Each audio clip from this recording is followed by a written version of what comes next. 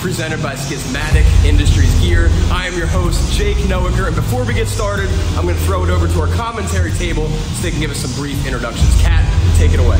Hi, my name is Catherine Miliaris. I am one of the co-owners of Droogs MMA and Jiu-Jitsu, and I will be one of your commentators tonight alongside of Mikhail Uza.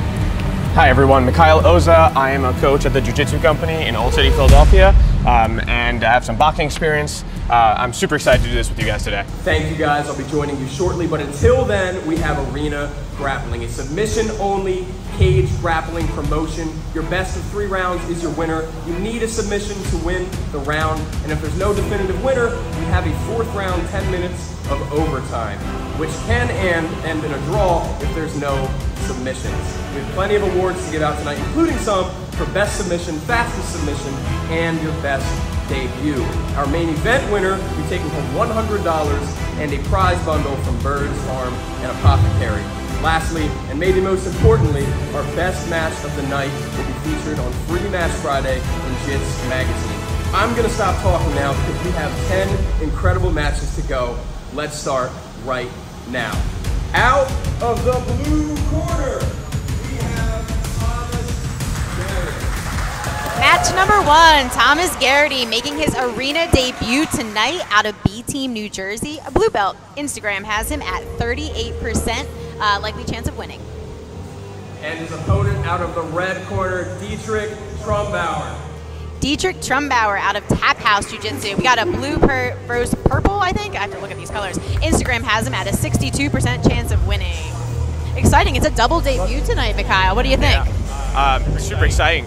Good way to get started. I did notice that Thomas put down his... Thomas put down that he's a silver Grappling Industries, or won a silver medal at Grappling Industries at Purple Belt, which kind of fits with the B Team vibe. I'm really hoping that he goes for gold today. Oh yeah, that would be exciting. Also, I'm realizing I definitely said blue belt, and in keeping with my first match, getting out the scaries, they're double purple. I think I couldn't tell on the paper. So we have Thomas in the colorful outfit, and then Dietrich in the actual Tap House outfit. So it would be easy to recognize both guys here.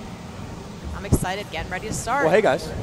What's up, Jake? I'm excited. I'm pumped. Pretty pumped. Welcome back to the table. Thank you very much. Ready to go? Here we go. Oh my goodness. Feel the first match tension. Here we go. Nice. Okay. Trumbauer pushes him right to the cage. A good collar tie there. Hold him back. I love that cage work too. It's great when they utilize the cage. Right to it. You know, it's the whole reason why we put them in the cage, and so when you see a match that starts on the feet and goes right to the cage, it's exciting. Oh, we got something flying. Triangle to the backside potentially for Dietrich. Straight in on double outside Ashi. Oh no, wait, it's actually butterfly Ashi. He has his foot on the inside. Garrity with an attempt to counter footlock. Doing pretty good, Garrity is coming back to his feet. Dietrich finding himself in the De La Hiva here. Interestingly, Garrity is using the cage to keep his balance. It's pretty smart. I think that's a good idea. If I were Garrity, I would be trying to get Dietrich's back up against the cage a little bit more. Just use it, put him into it. Yeah, make him suffer a little bit. Dietrich's doing a really good job though, keeping a nice active open guard. Yeah, he wants that leg. He sucked the leg in, and he's trying to invert a little bit. He's kind of going for a toe hold, but I don't think he has the foot just yet. So we have Garrity sitting back, it looks like. Is that one you're seeing on your side? Yes. Okay. Yeah. Oh, Trumbauer's on top. So Dietrich taking the top. He's got Garrity right up against the cage, so reverse of position here. Got some smothering going on. I know you like that, Kat. Smothering is my most favorite thing. You know I'm a big fan. I wish I could see it from the center because I love it. Well, from my angle, it looks horrible, so that's great. So it sounds like he sits back for a leg lock. All right. I like that they're right to the on top. action. Yeah. And just a reminder, these are only 5-minute bouts, so we're a little over a minute and a half in here. This is a 175-pound matchup. It's amazing. They don't look that big to me, but I'm sure they feel it in there. Oh, I think Garrity looks like a thick boy, so he's definitely 175 all the 175 pounds. He's trying to get his guard back. Okay, he circled around. Ooh. I like these jumping things. Yeah. These are very exciting. Yeah, Trumbauer's bringing some like style and energy to his performance. I like it. Absolutely. Yeah, it looks like he's having a good time on there. Some good sportsmanship we're seeing. Thomas Garrity back in on the leg. Garrity trying on the footlock. Cole looks to take the bottom. He actually backs himself up against the cage. Interesting. Let's see if he uses it to wall walk up. Yeah, oh, nope, that's not a bad idea. Both guys look like they're more than happy to play guard and also play top, so we haven't quite found their A games yet. About halfway through. Butterfly half there. Butterfly half's really becoming a popular position in jiu-jitsu. I'm wondering if you see any false reaps from there. Yeah, I don't think he's going for it just yet, but that was my first thought. I don't know, Jake, soon you'll be able to get in. When's your first day of jiu-jitsu? My journey begins Monday, which is tomorrow evening, at Droogs MMA. It's very exciting. It's very exciting. Exciting, nerve-wracking. We'll see. It'll be good. Long step pass from Trumbauer. Very nice. My only hope is that they move off a little bit so we can see just a little bit better. I got to crane a little bit, and I can see their butts. So it looks like Trumbauer is in side control, and Garrity's trying to use the fence a little bit with his feet to create some space.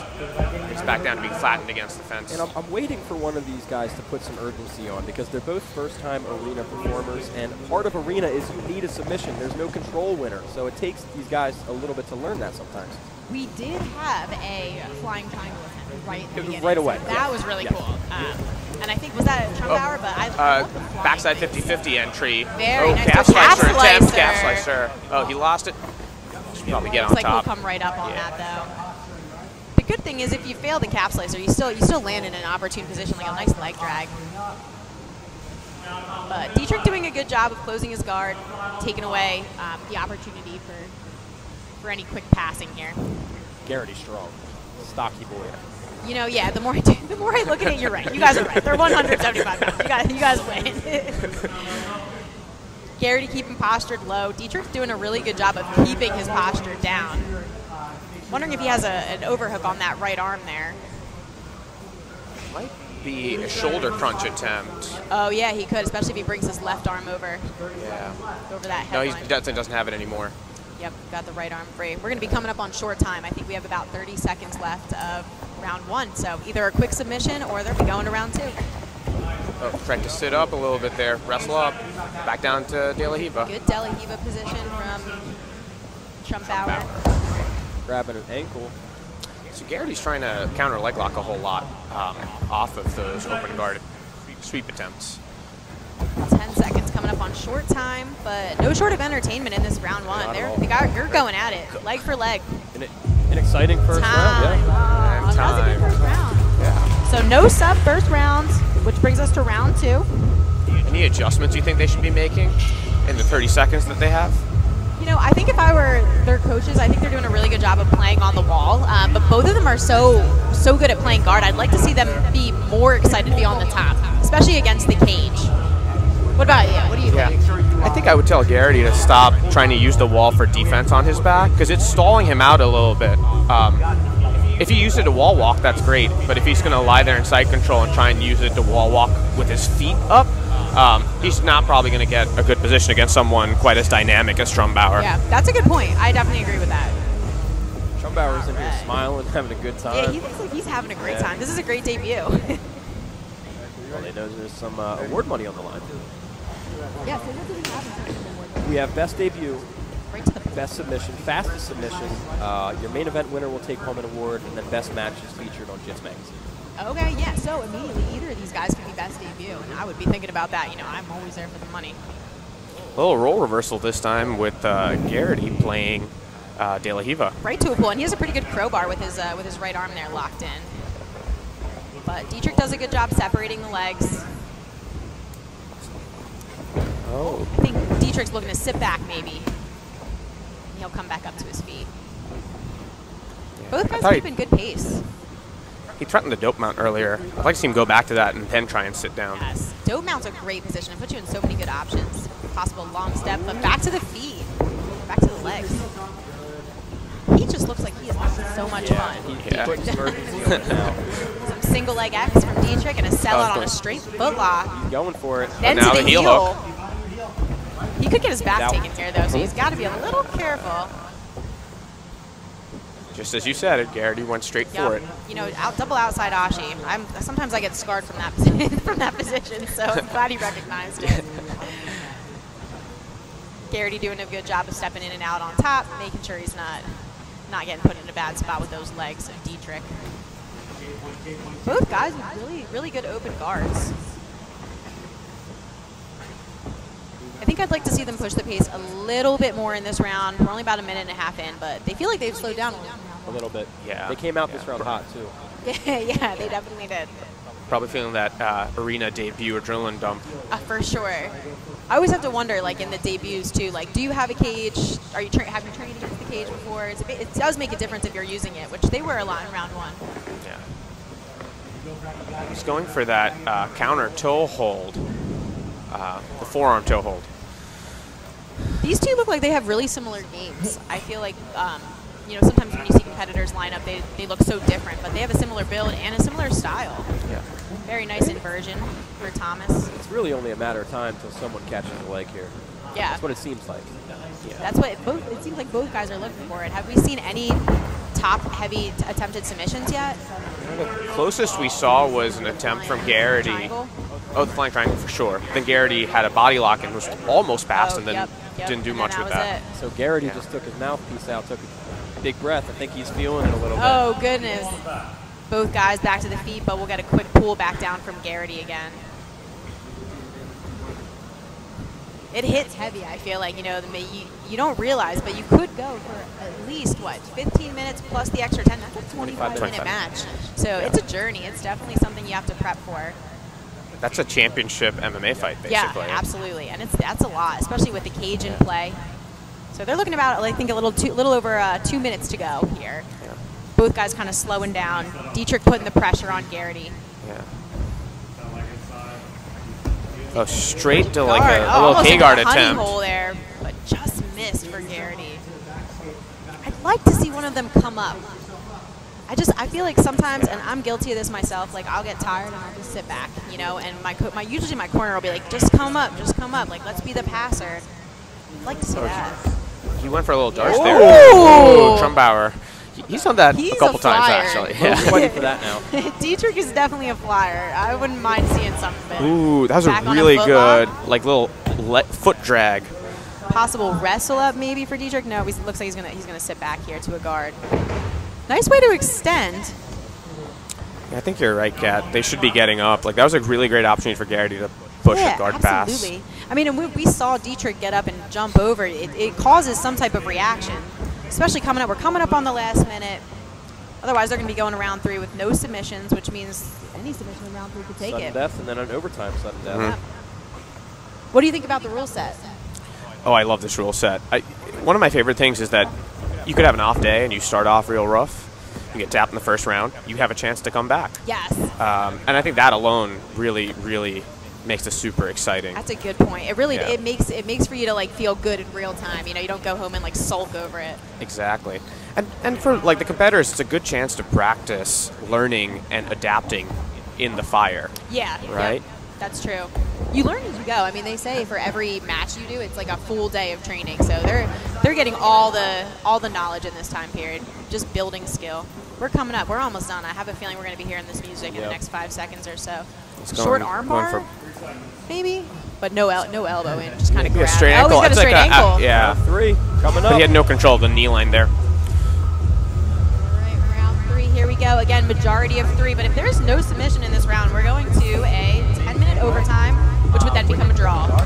Round 3, next submission wins. I think Trumbauer is definitely the fresher competitor right now. Yeah, I think he should just a little tired. I think it's time to just push the base, like go really, really hard on those guard passes and try and like get a good dominant top position. You know, Trumbauer's flexing and you know, Garrity's sitting. I think if I'm his corner, I'm like, go full speed ahead. And that's where I think you need to take top position. That's where you need to apply the pressure in this kind of last round. Well, you have to look at it like this. You have a 5-minute overtime round here, and if you don't win, then you have 10 more minutes of overtime. So let's get it done in that first 5 so I don't have to be tired for the second 10. Let's just forget it. Curious to see who's going to pool. Is anyone going to pool? We're going to stand. I love a good standing match. Oh, Garrity to the pool. Pulls again. So same story as last time with Garrity. Second round pool. He has a third round pool now. Right into a butterfly half, it looks like. Trying to invert underneath. Get a leg again. He's actually very good at getting those inverted leg entries. Nice. Super smooth on the inversions there. But Trumbauer is a great base. Does a great job of like just applying forward pressure, but being self-aware of where he's at. And like you said earlier, they do have very similar games. So I think Trumbauer, like, he sees it coming. And he's like, I'm getting out of here. We're in similar spots as round 2. So just a reminder to you guys just tuning in, there is a possibility of stalling, which we don't usually see here. I wouldn't say these guys are stalling, but in the case that the ref does call a stall with multiple warnings, we could start against the cage with double unders, and I'm sure nobody wants to be there. So, but these guys are doing a good job of putting the work in.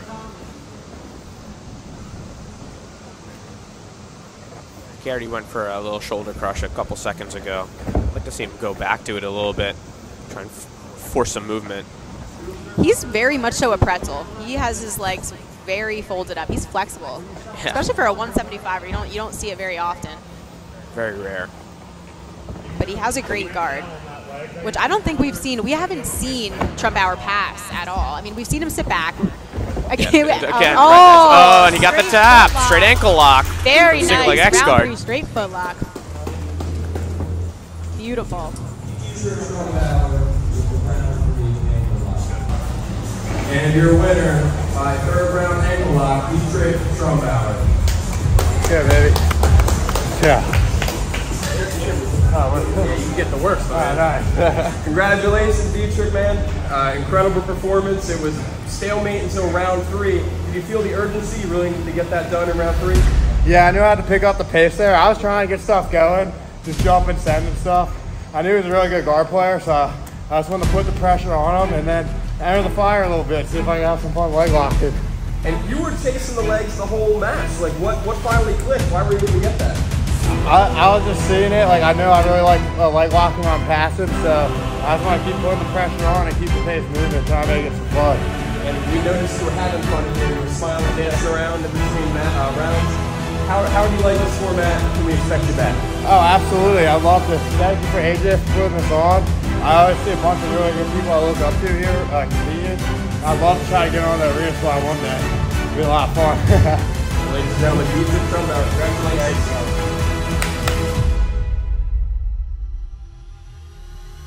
All right, guys, next up here in the cage, out of the blue corner, Luca Semenza. Luca Semenza, representing 352 Jiu-Jitsu. He is a blue belt. Instagram has him at 21%.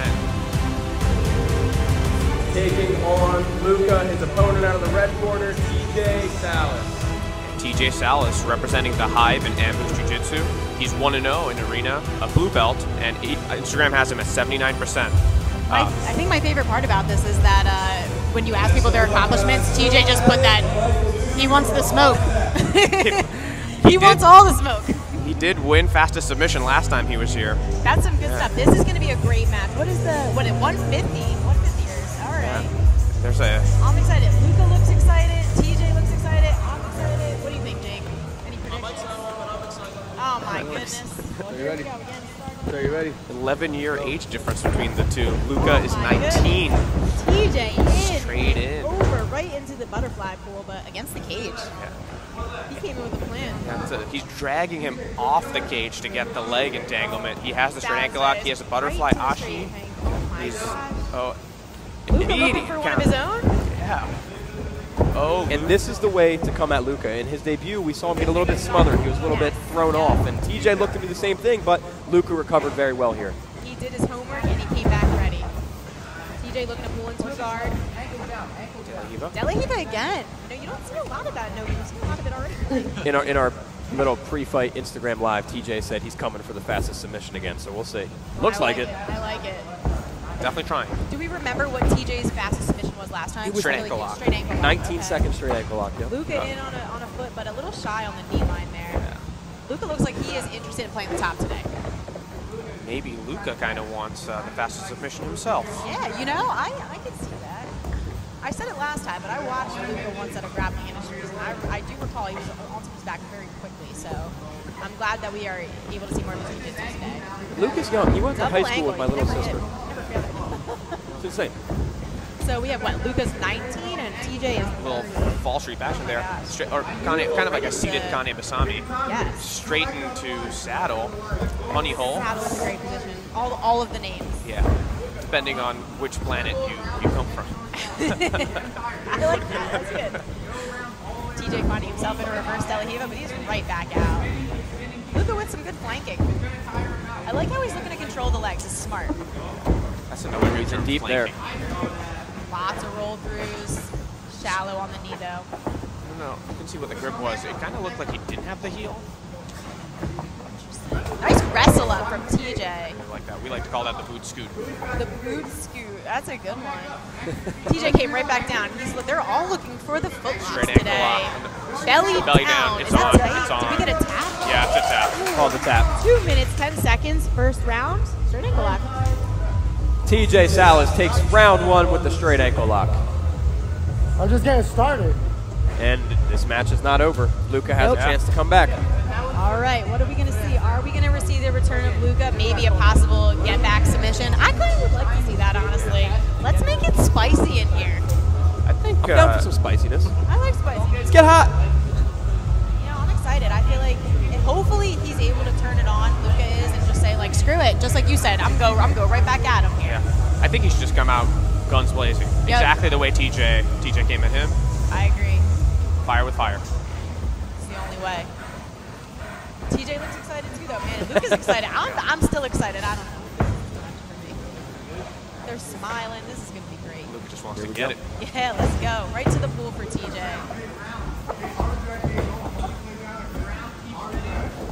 Luca again, side to side, looking to sit back. The legs in again. Go straight to a knee bar. He was pretty deep on that leg. The only thing is, I feel like he's telegraphing it a little bit.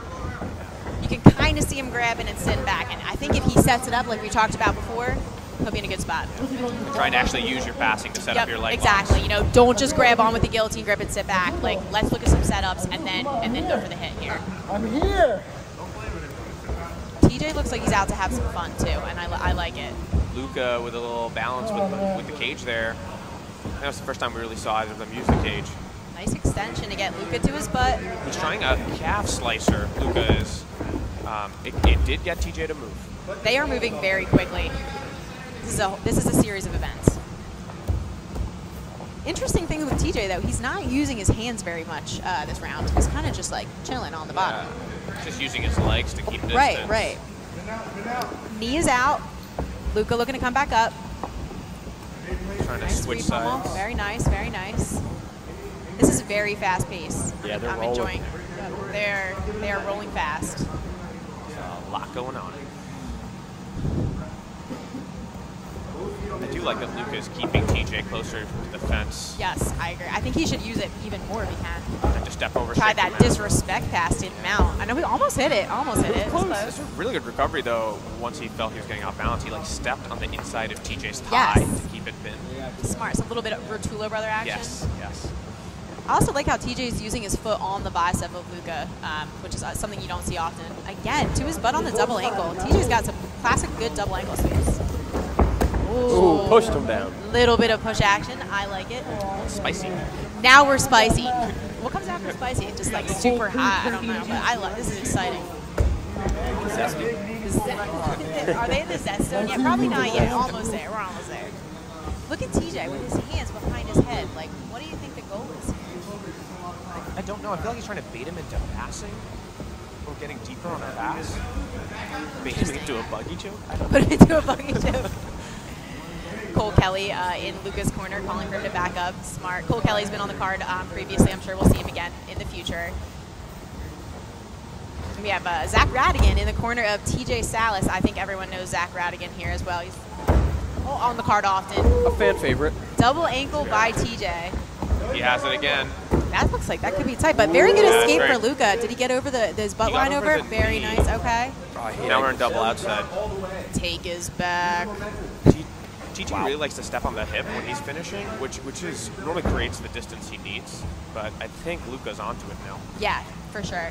Well, that was the finishing sequence from the first round almost, and Luca, he's on his feet again. Yeah. Oh. And jumping. Shallow but nice entry. It was a good attempt. Luca doesn't look tired at all either. He seems like he's doing a good job of pushing the pace still. 19-year-old energy. No, to be young again. One thing I don't really get with TJ's strategy here is when Luca sits down in a leg lock, we might see it now, TJ will get up to get out of it, but he won't keep top position.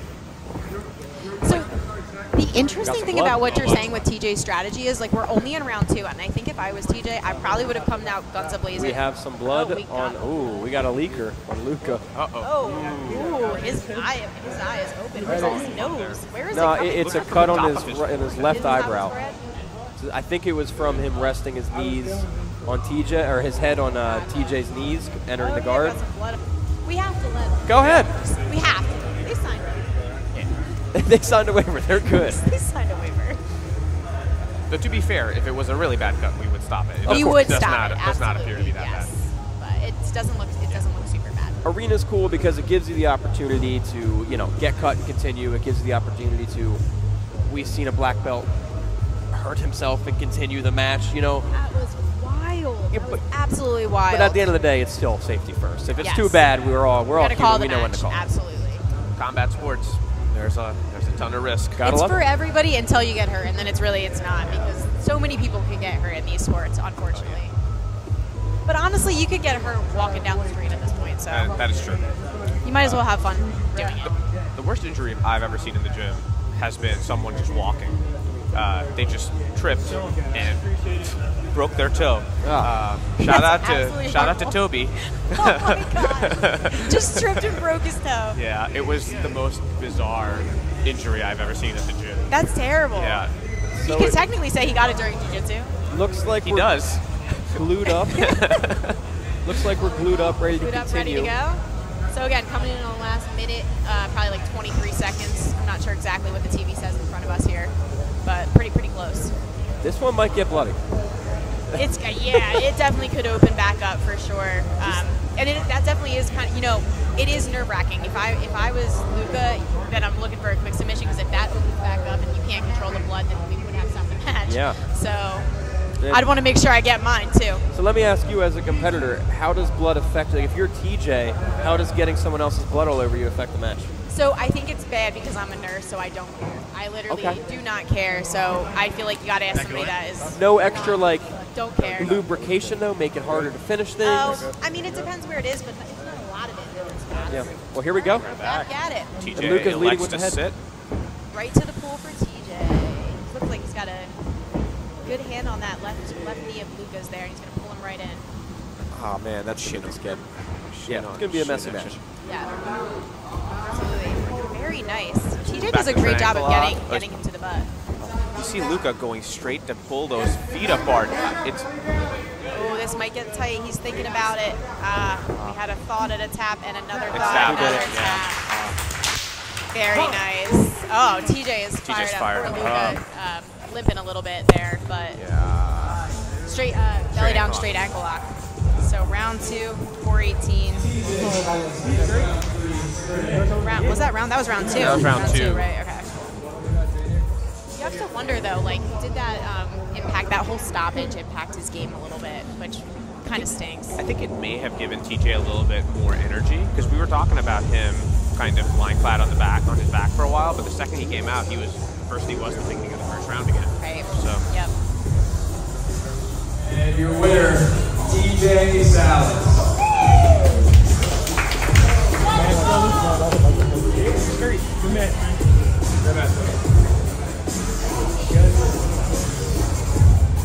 I'm here with TJ Salas. We've been here before. Before we started, you said you're coming for the fastest submission. We'll see if that happens. And I have to say, after the little blood intermission, it was very fast. It was less than a minute later. So what happened in that little break you felt to come out with such urgency? I don't know. I think Kelly was right. I was tired.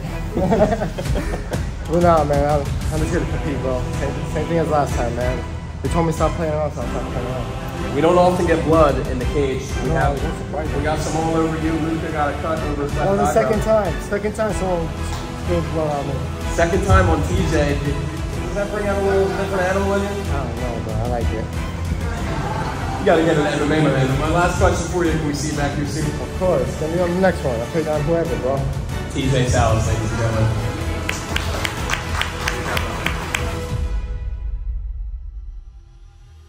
Out of the blue corner, please welcome in Phil Abbott. Phil Abbott coming out of Elevated Studios, a purple belt. Instagram has him at 44%, and tonight he'll be making his Arena Grappling debut. He says he wants to take his grappling to the next level, and he thinks he's going to do that here. Super excited to watch. And his opponent out of the red corner, Michael Du. Michael Du out of Ambush Jiu-Jitsu Club, also a purple belt. Instagram has him at 56%, so very close matchup here. Michael Du currently 1-0 in the Arena Grappling format, so he does have a little bit of an advantage as to knowing what he is looking for. We are about to get ready. Let's get this purple belt match on. Oh, here we go. Way to go. 175 pounders, here we go. Right to it. Lots of tie-ups, lots of pushing. No one's able to establish a collar tie just yet. Michael to sit. Michael with a left hand collar tie there. Wonder if we're going to see any other attempts at leg locks. Couldn't even get the words out. I lit up there. Very exciting. Would that be a steam lock? They kind of look like it. Maybe a little Aoki in there. Yeah, maybe. Get the heel right on the pec. Phil doing a good job of keeping a good base on top. A lot of pressure. Lots of pressure. These guys, though, these 175ers, good inversion skills. Ooh. Michael could take the back here. It's a new team we're seeing today. Yeah, for sure. Nice, maybe to a Choi bar, Hey, right to to the an arm R bar. Very nice. Quick, too, we're under a minute. Yeah, Michael's in a good spot here. And he can absolutely take his time. This is a great spot for Michael. Yeah. He's trying to arm crush a little bit to get the break. For sure. Oh, some good thoughts from Phil. Yeah. Tying up Michael's neck a little bit. That would have been a good opportunity for him to start getting his elbow to the mat a little more. Those fingers are slipping. Maybe not. Oh, nice stack. He is out. Very good defense. Straight to the footlock. He goes right to his own footlock. Oh, then uses it to try to pass. That was a good defense from Phil. I feel like that was going to be a tight potential arm lock there. Yeah. Part of me made it feel like Michael almost abandoned it so quickly when Phil came up for the stack. I think Michael should probably switch to controlling the legs a little more there. But he's in on saddle here. Deep. It looks pretty deep. If he could just get that. Oh. Really nice good roll defense through. from Yes. Phil. Yeah. Phil's showing a great display of escapes. Yeah. I know he trains under Stephen Plyler at Elevated. It's in Delaware? Yes, in Delaware. And Plyler's team in general has very, very strong fundamentals. So I'm expecting him to be very tough to finish. You can tell it's definitely showing. Maybe a potential arm crush for a second there, but now we see Michael on top. Both guys having good bases. A little bit of a throat post from Michael there. Very nice double ankle to over the head. That was a good roll through. About halfway through the match. This has been a good pace. I like it. A little more up against the cage now. Very back and forth. Are we in honey hole again? And then, yeah, wow, Phil what a almost leg passed, throw and over. Michael instantly went to that false read. That was beautiful. Good inversion. Oh, the cage is helping him there. Might get there. He's going to go, oh, we got a There's tap. a tap. Oh, Beautiful heel hook from Michael. First rounds. The subs are just piling on. Getting some leg lock variety. First round heel Yeah, hook. there we go. We asked for variety on the leg locks, and they heard us. Yeah, that was Michael. looked one step ahead throughout most of that round. That was great. Yeah. Very good pose, too, on both ends. I mean, even in the escapes by Phil, that was a chain of attacks, so I can appreciate some good escapes. That's the thing with chaining attacks, though. Eventually, it only takes one. Yep, for sure. Michael seems like he really came out with a game plan, so I'm excited to see what he is going to do in the future. What was really cool about that, too, was when he was trying to spin out of the inside heel hook, the cage stopped the movement and gave Michael the opportunity, to finish the heel hook. Yep. Here we go. Round 2. Back to the sitting is Michael. Cage is a double-edged sword here. My goodness. Phil, again, on the Impossible Estima, causing Michael to move a little bit. That looked like it could have been potentially a little tight. Michael's in pretty deep there on that right leg. away. Yeah. For sure. Oh, that knee looks very extended. We are only 29 seconds in the match, and this has already been a very good chain. They're both looking for that fastest sub. Yeah, absolutely. It's definitely still up for grabs. I think we're going to see something quick in the future. Because Phil took the control there pretty quickly, but it seems like the knee's free. Yeah. Good re-roll from Michael's side. I think he might be back into Honey Hole. Nope, he's out. He definitely tried, yeah. Michael back on the top. We've seen him sit back multiple times, so I'm thinking maybe he'll do it again. Have we seen him actually really attempt to pass guard yet? Have we seen anybody pass guard yet? Not this match. I don't think in any match. No, I don't think so far. Well, no, we saw one at the very beginning. Did we? Okay. Because I was like, I feel like we haven't seen too much. Considered close guard, but decided to come right out of it for Phil. You don't see, I think, a lot of close guard here because it's such a danger to put somebody up against the cage and close guard, and I know I wouldn't want to be caught there. Yeah. Lots of good butterfly hooks here on the bottom from Phil. My view is a little blocked by this post right now. Oh, I know. It's the worst when you can't see the cage. Michael with some heavy throw posts. I like it. Possible arm drag. I think if he committed to the actual arm drag before going into the leg, he would have been in a good spot. Sit back from Michael. Ooh, he had a quick look there.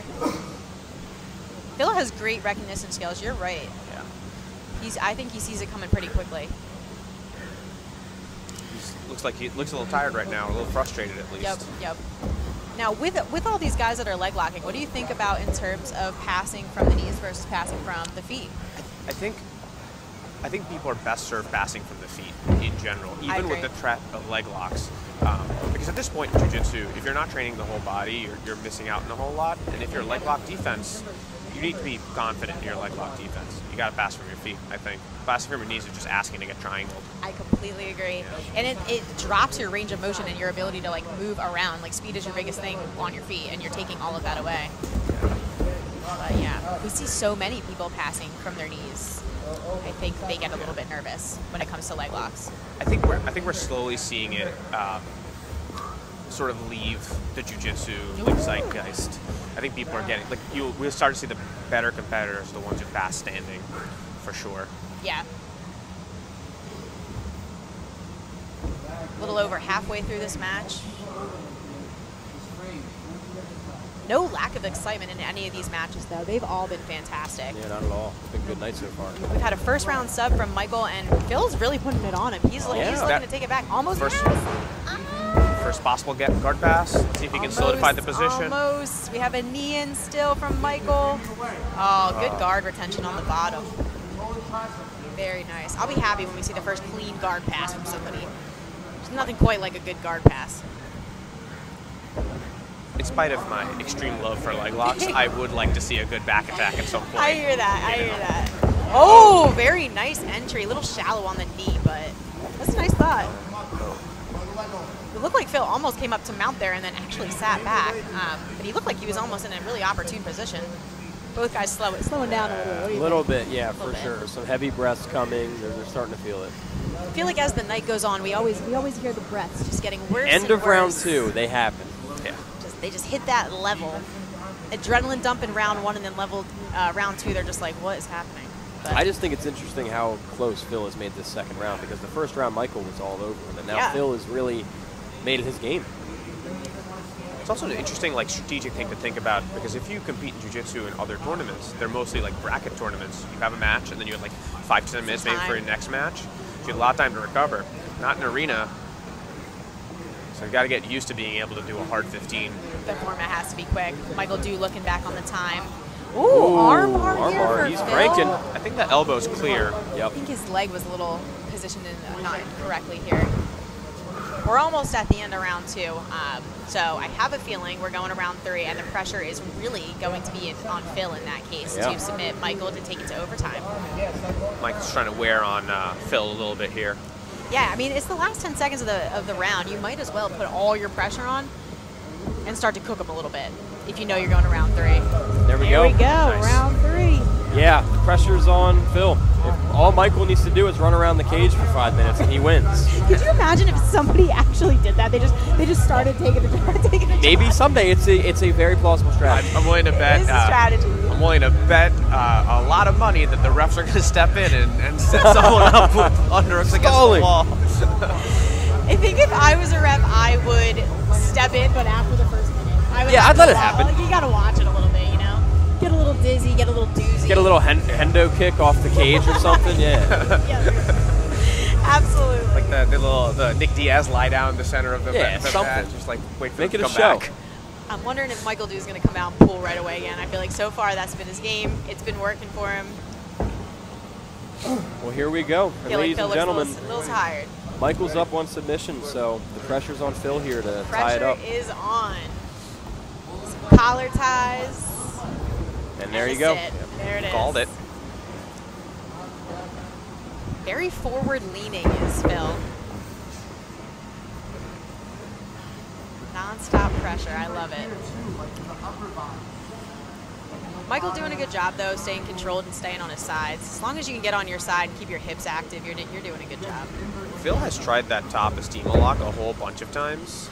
I'd like to see him fake it this time and try and actually pass. Yeah, I agree. Absolutely agree. Because I think Michael's onto it now. I think he could do a little more justice from better leg pummeling. That was a fairly good leg pummel, but he's not quite able to beat the legs of Michael with them. Ooh, but maybe. Yeah, that might be true. Oh, here we go. He takes it. There's our guard pass. Yeah, it finally I was looking happened. for one. Oh, straight to the Wow, mouth. now. Is Michael tired is the question now, because that was fairly quick. Well, if he wasn't tired before, he is going to be tired. Starting to feel it, yep. He's going to wear on him a little bit. The angle is difficult, but where is Michael's right arm is my question. Is it across the body already, and is it in danger? Michael's left arm, his elbow is pointed to the ceiling. I can see that. Oh, I see a right arm at the ceiling, too. His right elbow at the ceiling, too. We're looking for some arm isolation on the top from Phil. The elbows are climbing. A little Americana attempt, possibly, or There's definitely the option to set up a lot of things there. Anytime those arms are separated and moving high, you have to be really careful. And we are only a minute and a half in the match, so. I think he's trying to go for the gift wrap. The gift wrap is such a great position. I love that position. Really interesting. He could potentially armbar if he throws over, if he has enough space. Oh, Maybe triangle. mounted okay. triangle. Oh, I think he's close. Maybe. Do we have the, and we have High, the arm. he's too high. Oh, he missed. Oh, he goes for the toe hold. Right to a toe hold. But he has no control of the far knee. He needs the other leg to really get a finish. Michael looks more than calm on that. I Yeah. don't think there was anything too threatening on that toe hold, but good way to chain attacks. I like it. I like seeing him come back from behind. We can see the pressure being put on yeah. Michael Dew here. He might take a second pass if we can get those hips controlled. Yeah, I think you're right. Michael is tired. Oh, Yep. he's going for Yep. a guillotine. Absolutely. He's going to sell out. You have to. Yeah. Yep, absolutely. Third round, down to Yeah. submission, you have to. Phil needs He overtime. wants the win, and he's looking for it, I would say, very well. He's gotten better each round. Yeah, for sure. He came out with full steam this round. Michael looks like he has just kind of conceded the positions. And they still have 2.5 minutes left. And he's already up again. We can get it. We can get Oh, it. Back take, there we armbar. go. He follows. Oh, the cage a little bit interesting on the stoppage. Can't get to the back here. Nope. But But you can wear on him a little could bit. definitely cook him for sure. About 2 minutes left. It's amazing how the tables can turn at any time. I think that's the best part about this format is you really never know what to expect.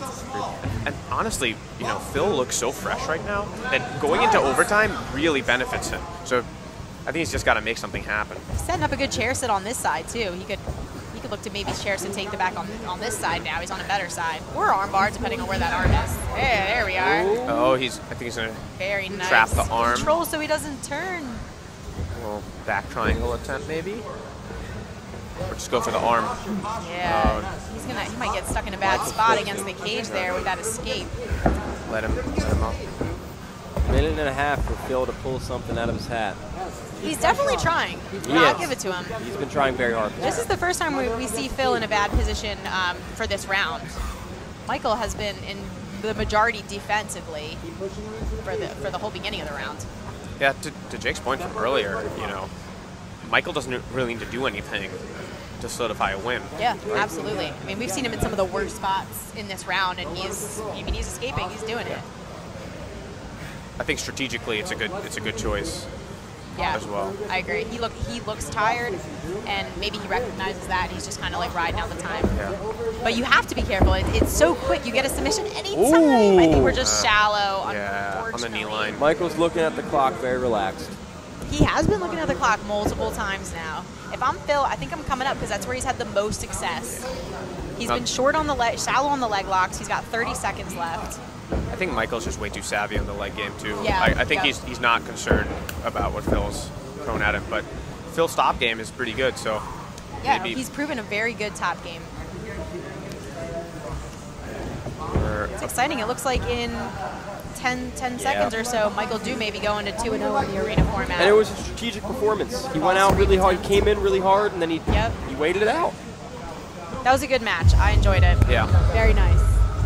Good stuff from both guys. Yeah. Great performance. I'm really glad that Phil came out real hard in that third round. Yeah, really good at counting Nothing himself. to be disappointed in on that side. He left it all on the mat. He looks like he's feeling it. But he looked good. I'd love to have him back here. Now we'll get Jake in the cage for the official winnings here. Michael Dew moving to 2-0. And for your winner, Michael Dew. Great match, Michael.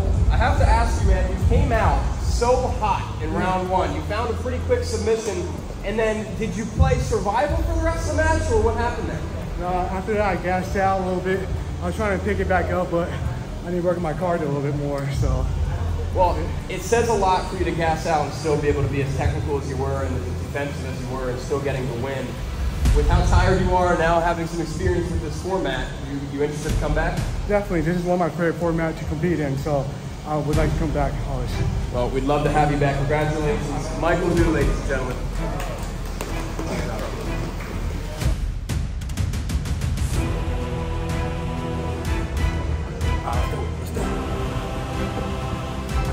Okay, guys, here we go. Out of the blue corner, let's welcome in Sasha Volos. Sasha Volos fighting out of Henzo Gracie Academy. Instagram has her at 25%, likely to win. She's 23 years old, has an 11-1 grappling record. And her opponent, out of the red corner, Jocelyn Letscher. Josie Letscher, she's 1-0 in Arena. She's representing Paramount Jiu-Jitsu and wearing the Droogs ensemble. Instagram has her at 75%. She's 16 years old. Really excited for this match. The 130-pound women are about to go at it. I had the honor of training with Josie this past week, and I can tell you that she's a hot prospect for sure. She's a Pan Am's Kids champion last year, and she just recently won a double gold at the Good Fight. So, yeah, I'm excited for this one. Jocelyn is the hometown favorite here out of Droogs. Very active competition schedule for her as well. A little rustling around there, and Josie decides to pull guard. I will tell you from experience, her guard is very good. Interesting. She's using the head a little bit to control Sasha's posture. Both butterfly hooks are in. Oh, and just so the viewers know, Kat stepped away because she is cornering Josie right now. Yeah, Kat and AJ and CJ Berkheimer on the card later, they all train with Josie at Paramount and Droogs. So exciting to see her on the card. Yeah, it's going to be great. This is the second time she's been on. She won the last time, so okay, good overhook there was to just try and stop the guard, and she immediately used it to start climbing up the back. I think she's going to be able to get her bottom leg through. And I know Jocelyn has access to a cage when she trains, obviously, and Sasha training at Henzo Gracie's, she does too. So if this match does end up against the cage, I don't think either of these competitors will be a stranger to it. Yeah, they should have plenty of things that they can do. But I actually really like that Sasha is playing the stop pressure passing position. You don't see that a whole lot at the lighter women's weight classes, and I think it throws a lot of people off because you expect most smaller people to be playing a lot of guard. Tonight's been a little weird. We've seen the middleweight boys playing a bunch of bendy guard, and we're now watching the 130-pound women pressure passing. Yeah, Sasha's very heavy on top, very a wrestling type of base, it seems. Yeah, I agree here. You can kind of tell because her hips are also very parallel to the ground when she's passing. And what Josie's trying to do, she's trying to off-balance her just a little bit to get a tilt. Big back step. We're back to, oh, Josie's trying to stand. Oh, that's a really good hip heist attempt.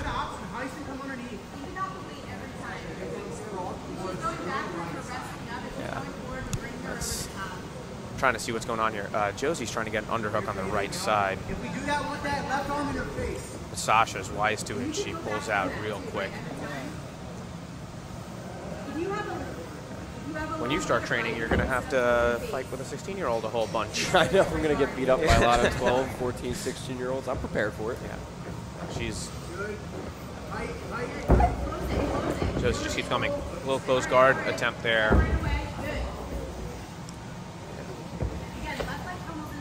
We're now getting close to the cage, so we're about to find out if, like, how well these two are going to use it to their advantage.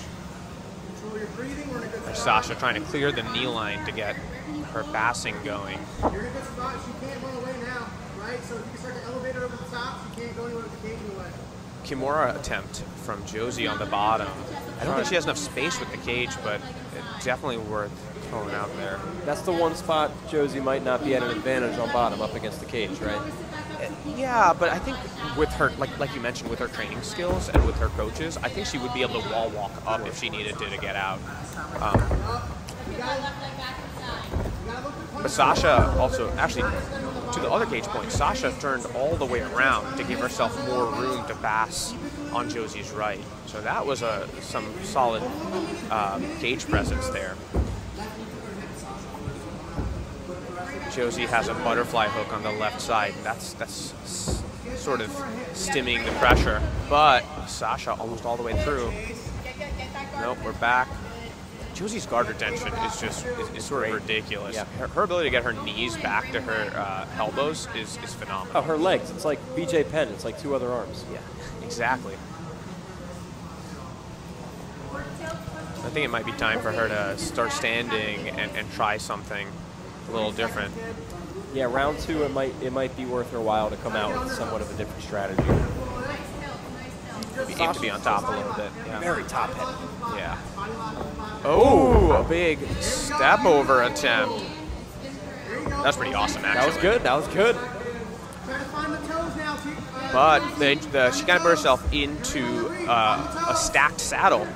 So if Josie can get her shoulders underneath Sasha here and elevate her hips, she might be able to roll her into saddle. But like you said earlier, Sasha's pressure just very heavy. There's the end of round one. That was great. I think they both learned a lot about each other. That was as even a first round as we had all night. Yeah, I mean, 100%. No position flips really. Josie was fine with being on the bottom. Sasha very heavy on top. We'll see if Josie comes out with a different strategy or she'll pull again. I do also like that Sasha waited till the very end to try something dynamic because she did put herself into danger towards the end of the round, but Josie, yeah. Let's look for Josie to try and come out real. I hope she tries to wrestle a little bit more this round. Because Sasha, we definitely know, wants to be on top. Yeah, and she can wrestle for sure. Yeah, she's very comfortable there. Ready to get going with round two. Lock in the cage. Don't want anyone falling out. It looks so calm. It's funny because every other match we've seen today, the competitors have come out a little tired in round 2. Oh, These they're two fresh. look fresh. Well, you said 16 years old? 16 and 23. I mean, that's just young. That's young, very ripe lungs. Josie elects to pull straight to butterfly. Oh, she's being a little more aggressive this time. I think she's going to try and walk her guard up faster. Sasha with a quick hip switch back into a dominant half guard. Here we go. Start to get on that arm, bring the leg in front of the head. I believe we can't see it from this angle, but I think Josie is going for an arm saddle attempt on the far arm of Sasha. Oh, looks like if she had it, she lost it. Or possibly a Kimura trap. Definitely more active starting this second round off. Sasha there, extending, like putting her knees together and extending them. That's a really effective way of keeping someone's hips pinned to the mat. See wrestlers do it a lot when they're like pressure passing. So I would like for her to try and do something with it. Oh, there we go. Attempt to backstep. Also, interestingly, Jay, this is the first match that we have seen without a bunch of leg lock attempts. Been a very leg-heavy night. Yes. It looks like just now they're maybe starting to think about the legs in this match. Well, my correction, I guess, Josie did try at the end of the last round, yeah. But Sasha was very heavy. Oh, the legs make me nervous. I don't like watching the too many snaps and cracks. We'll get you there. You won't have any fear in no time. Maybe in my blue belt days. Maybe someday. Don't skip leg day, kids. No. I don't even do jiu-jitsu yet. Don't skip leg day.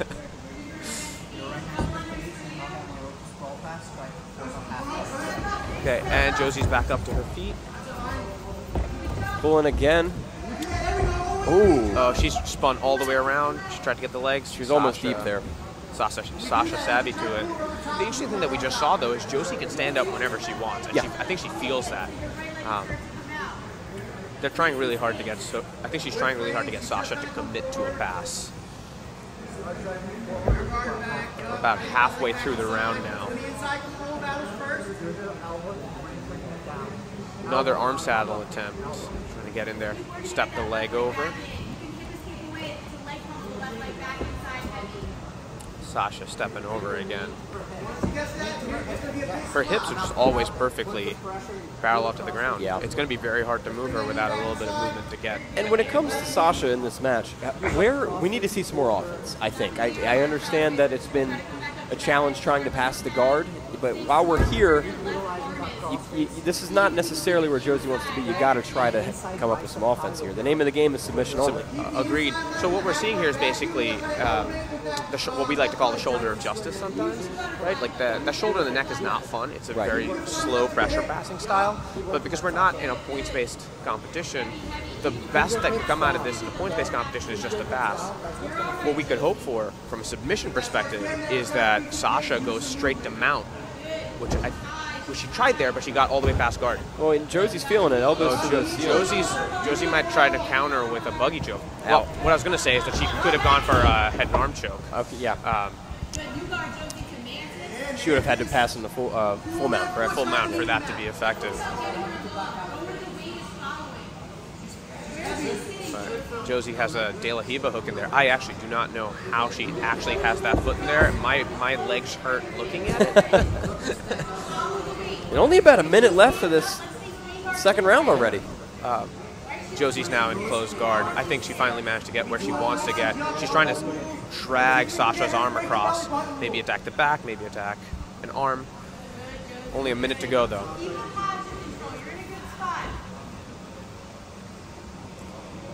I would like to see Sasha really take some risk in the next round, because if someone doesn't win, like if she doesn't go for the win in the next round, we are going to overtime. Yeah. And when you get into overtime, it's either you get the finish or you go to a draw, and nobody wants a draw. Nobody wants a draw. Keep wearing on that head. Keep wearing. And from what we've seen so far, I really think Sasha's respecting Josie a whole lot, and I think that's creating some of the problem here, because Josie is trying to off-balance and trying to get a bunch of movement going, and while Sasha definitely seems like a very good top-heavy pressure passer, I think she's got to try something. Yeah, about 10 seconds left for this round. 5 minutes is, well, we were talking earlier about how short time can feel in the arena cage. Oh, right here to a K-guard entry just at the end. Yeah, but 5 minutes of grappling is like 30 minutes of just normal life. It's a lot. In many ways, but pressure passing specifically as a game needs a lot of time to work out because you're only going to get, like we saw there, Sasha got 1 guard pass. It took her 2.5 minutes, 3 minutes to set it up. And it took Josie maybe 30 seconds to get out of it. I can't see Sasha from here, but I can see Josie. Josie doesn't even look tired. Incredible. Well, I just saw Sasha's face. She looks cool as a cucumber. She looks pretty fresh as well. Yeah. So round 3, submission here takes the whole thing. Yep. 2 overtimes in a row, so to speak. Round number 3. Yeah. Are you ready? Let's hope they both go for broke. Out. Okay. Josie's electing to stand a little longer than in the preceding rounds. It might be time to switch up the game plan for both these competitors. Yeah. Oh, she pulls again. Pulls. Back up. There we go. Yeah, beautiful. Then go. When she rips up, that's when you gotta I have a better view now, and I just Sasha is so calm. We go for the legs. Stop position. So I think she's a very patient grappler. Yeah. I want that left leg where your left arm is. Back in front of her head on that side. Keep it in on the chin, in on the chin. But you know, in one of the preceding matches, Kat and I were talking a little bit about standing versus kneeling guard passing. In general, I think for no-gi jiu-jitsu, people need to start standing passing more, especially if they want to get finishes. Because like I was saying earlier, the kneeling guard passing may work if you have good base and you're very strong. But in this specific format, that's going to be real tough to win matches with because you're just not going to put yourself in a position to submit someone. Oh, very opportunistic guard pass from Sasha. Real good. Right into side control.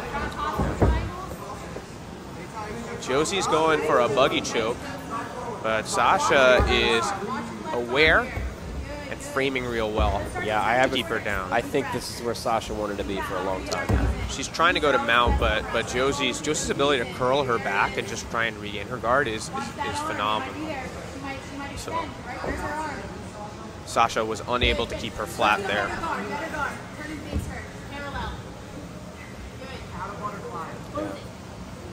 Now we have a seated butterfly. This is kind of what I want to see more from Josie, and Sasha's position kind of makes it.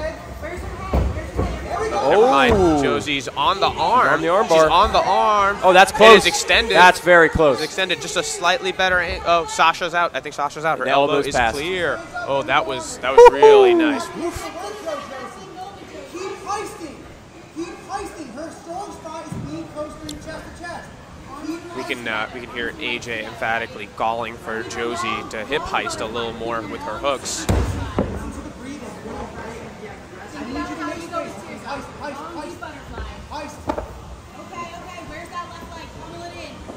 And that's 3 times Josie came pretty close to a submission. Yeah, but Sasha seems defensively very sound.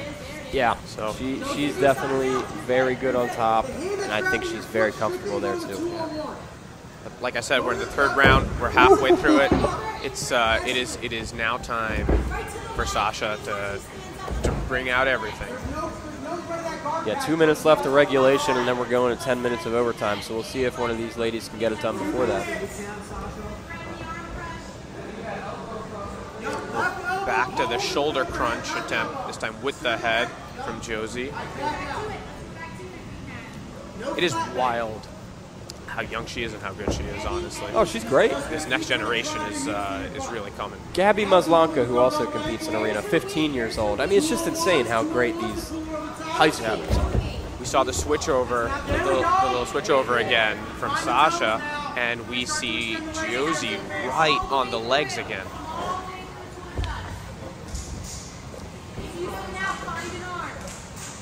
Sasha has those heavy hips, just sinking them down.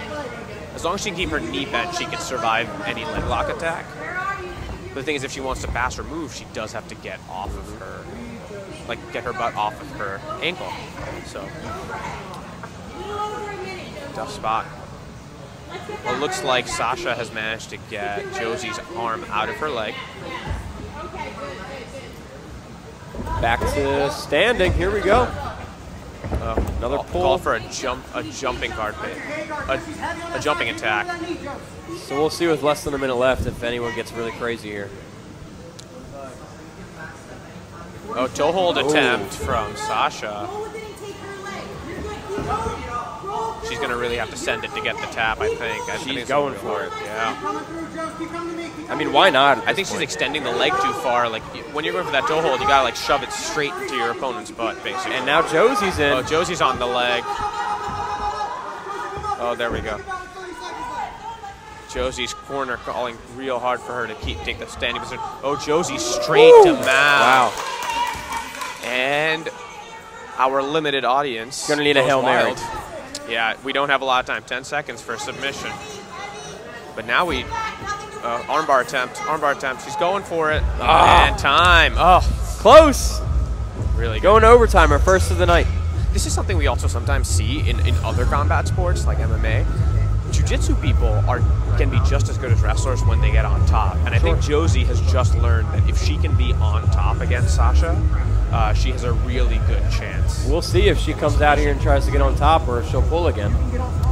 I mean, 10 minutes of overtime is different, too. It's not the normal 5. It's twice as long. And there's nothing after this. That third round, even though it was sudden death, they still knew in the back of their heads there's more time after this if I don't get it done. This is different. This is all or nothing, no submissions. This is a draw.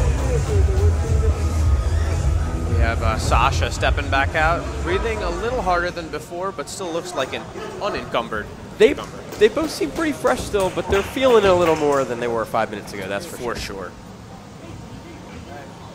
10-minute overtime. No submission. 10 minutes of overtime. Here we go. Okay, we ready? Are you ready? Sudden victory. Let's see if Josie elects to sit again this time. Well, post on the head. I think Josie is going to wrestle a little bit. What do you think confident here? Look for the neck on the way in, look for the collar ties. If she shoots, the worst that happens is we're on fire. Yeah, it seems like Josie's corner is telling her to wrestle a little bit. Yep. Little foot sweep attempt there. And they did point out that what's the worst that can happen if she shoots and gets you down, you're back where you want to be. 3 rounds. So just like that. Pulled violently trying to get her over, and now she's back up. She used that pull to get up. That was beautiful. I think you were right. She realized she can have success on top. Yep.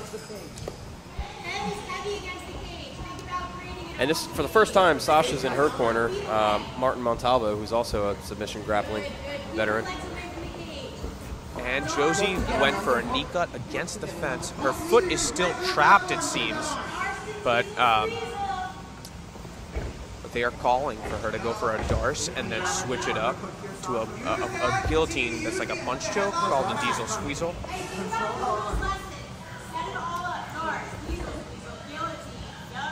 Actually, she called it the Yeezel Squeezle there because they were at our gym last week working on this exact sequence with Josh Vogel, shout out, and to my wife and also Arena Grappling competitor Suyi Chen, who has finished with that choke in this cage. Yeah. That's pretty great.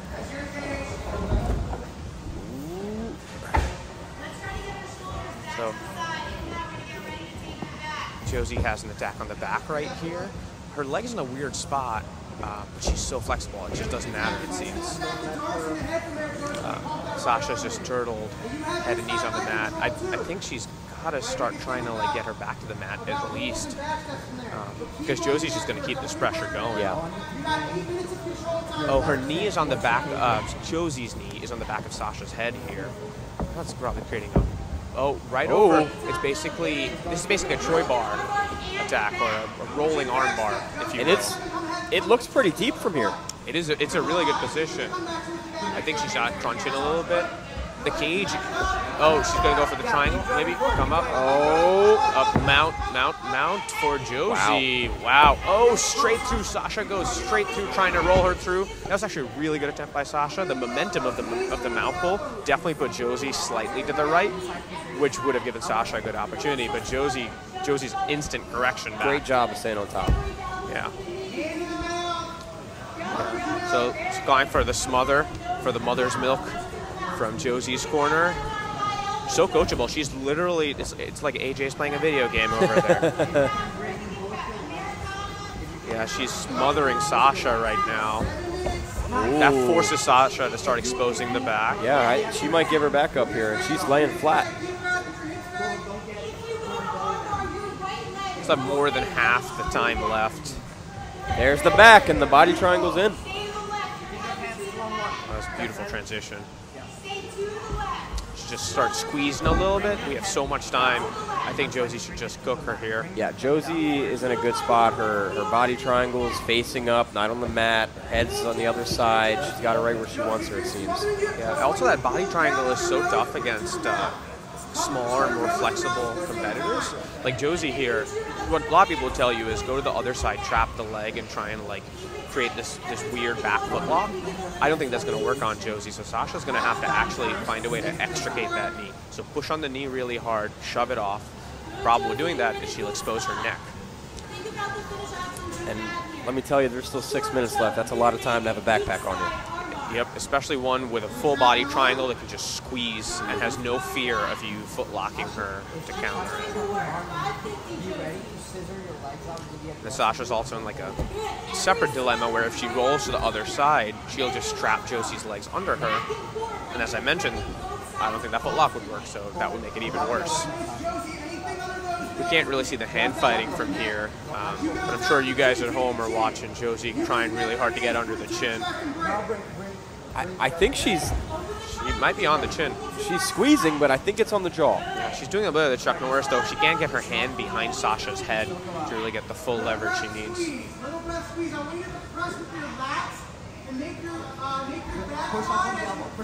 So, you know, as Nikki Rodriguez said, anything below the eyebrows is a choke. And Arena does not mind. Oh, straight to the armbar. Ooh, Sasha started to get out on the choke. Ooh. Fully crunched up. But here's another interesting facet of the Arena rule set, the cage. The cage is making this armbar pretty hard. Yep. Oh, but now it's double, like I said before, double-edged sword. She's trying to roll through with the armbar. Good Normally coaching what I would say, Sasha Sasha should just keep rotating the whole way through, but the cage is in the way now. And if Josie has the elbow line,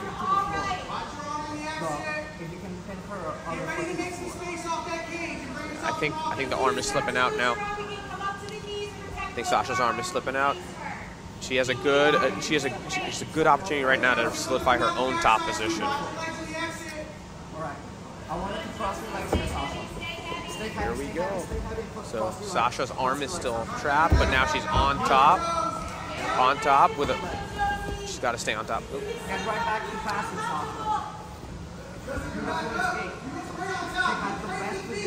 In Josie's corner, calling for her to get back to the feet. Yep, get there on top. we go. Like I said, she's playing a video game. They're playing a video for game. real. Josie's just doing exactly what her corner says every time. They're calling for a guillotine right now. Sasha looks a little slower now. Oh, Sasha duck under straight to a single leg. Using the cage, she's pressing her against it. Oh, big double leg. That was beautiful. Sasha with the near slam, gotta love it. Yeah, it was great. She did a really good job. She stepped in from the single to the double, caged the knees, lifted, turned. It was beautiful technique. I might have been wrong about Sasha's level of exhaustion. Yeah. Oh, but as she tried to go to mount, Josie instantly bumps her a little bit and gets her guard back. And this is where we spent most of this match, right in this position. About 4 minutes to go. Oh, excuse me, 3 minutes to go. Yeah, and this is where desperation time sets in. You got to start going for broke. It's been kind of nuts because I think the most action we've seen is in overtime. This is, this has been great. Non-stop. Josie spent the first 6 minutes of this entire match just chasing submissions. It was awesome. And now Sasha flipped it, and she's going to do the same. Yeah. Oh, really nice hip switch from Sasha to side control. Her guard passing is really good. It's great. Josie's going for a buggy choke. She used the buggy choke to go to north-south and curl up. This is what I meant earlier. Like, Josie's ability to curl her back is phenomenal. Super now we have a Kimura attempt from Sasha. She's going to sit back for it, but Josie has the legs controlled. This makes it a little weird. Uh-oh. We're about to see if Sasha can get some separation there. that leg is kind of creating a problem. It's going to keep Josie, it's going to let Josie get out. But Josie's going to attack the legs almost instantly on the exit here. 2 minutes to go, and Josie has a look at the legs now. Josie's up. Now Josie back on top. This is in headquarters, starting to pass. Stuff in the knee.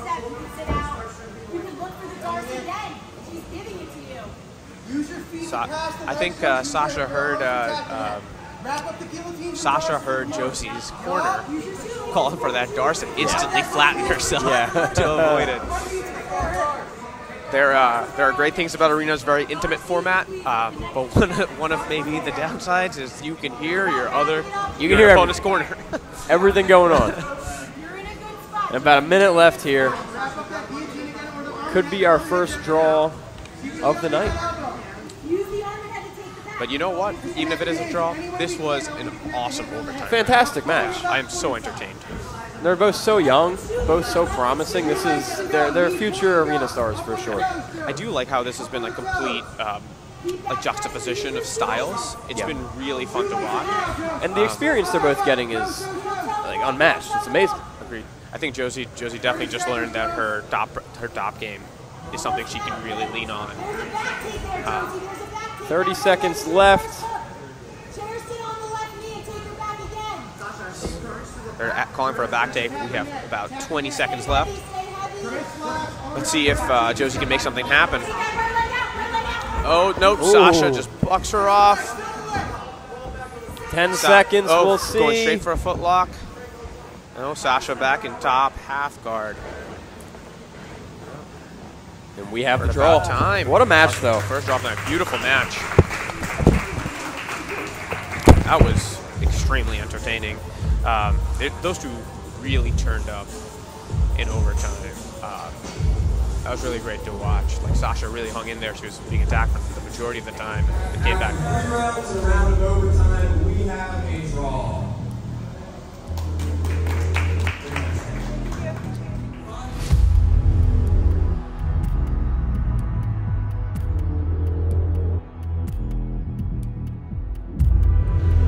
All right, ladies and gentlemen, it is now time for the Arena 7 main card, sponsored by Schismatic Gear.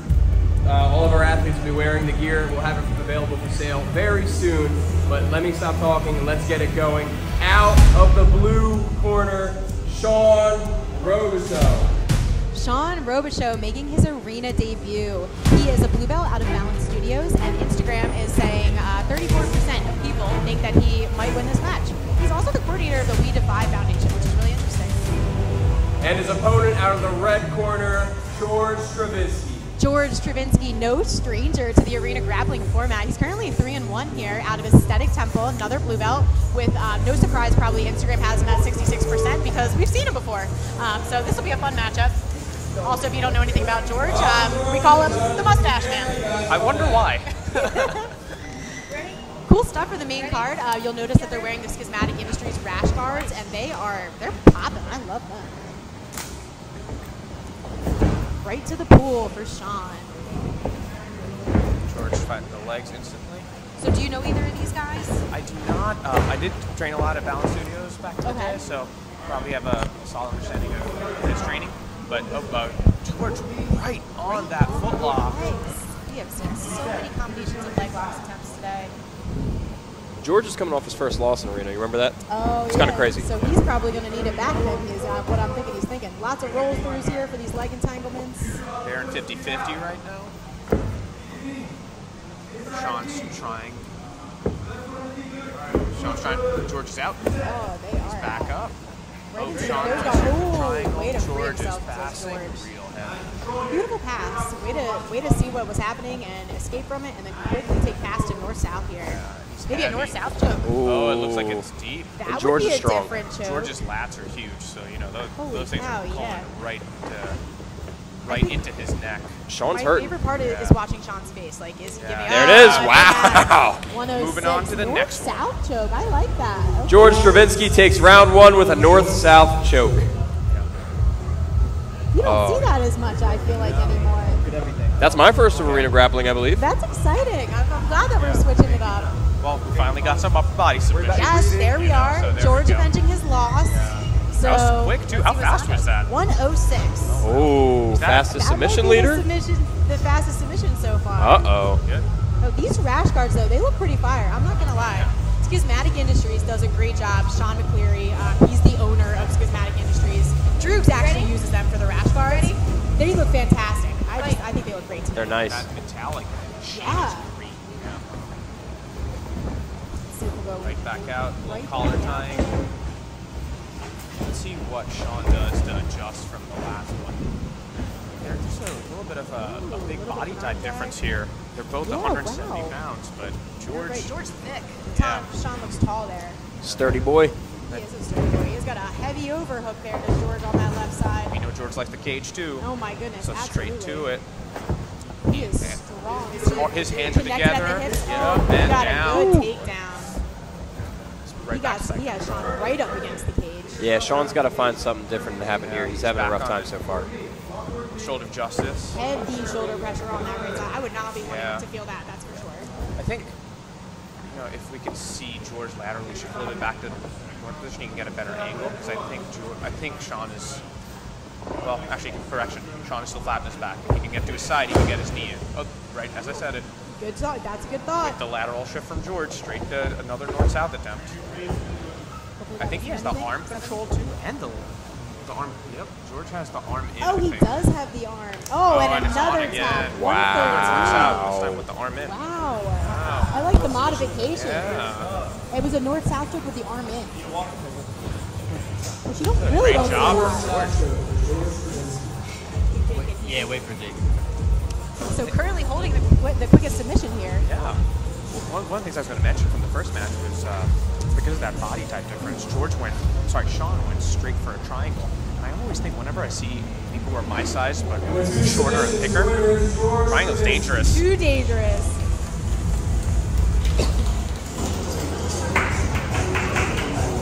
All right, George, we're back here in the arena cage.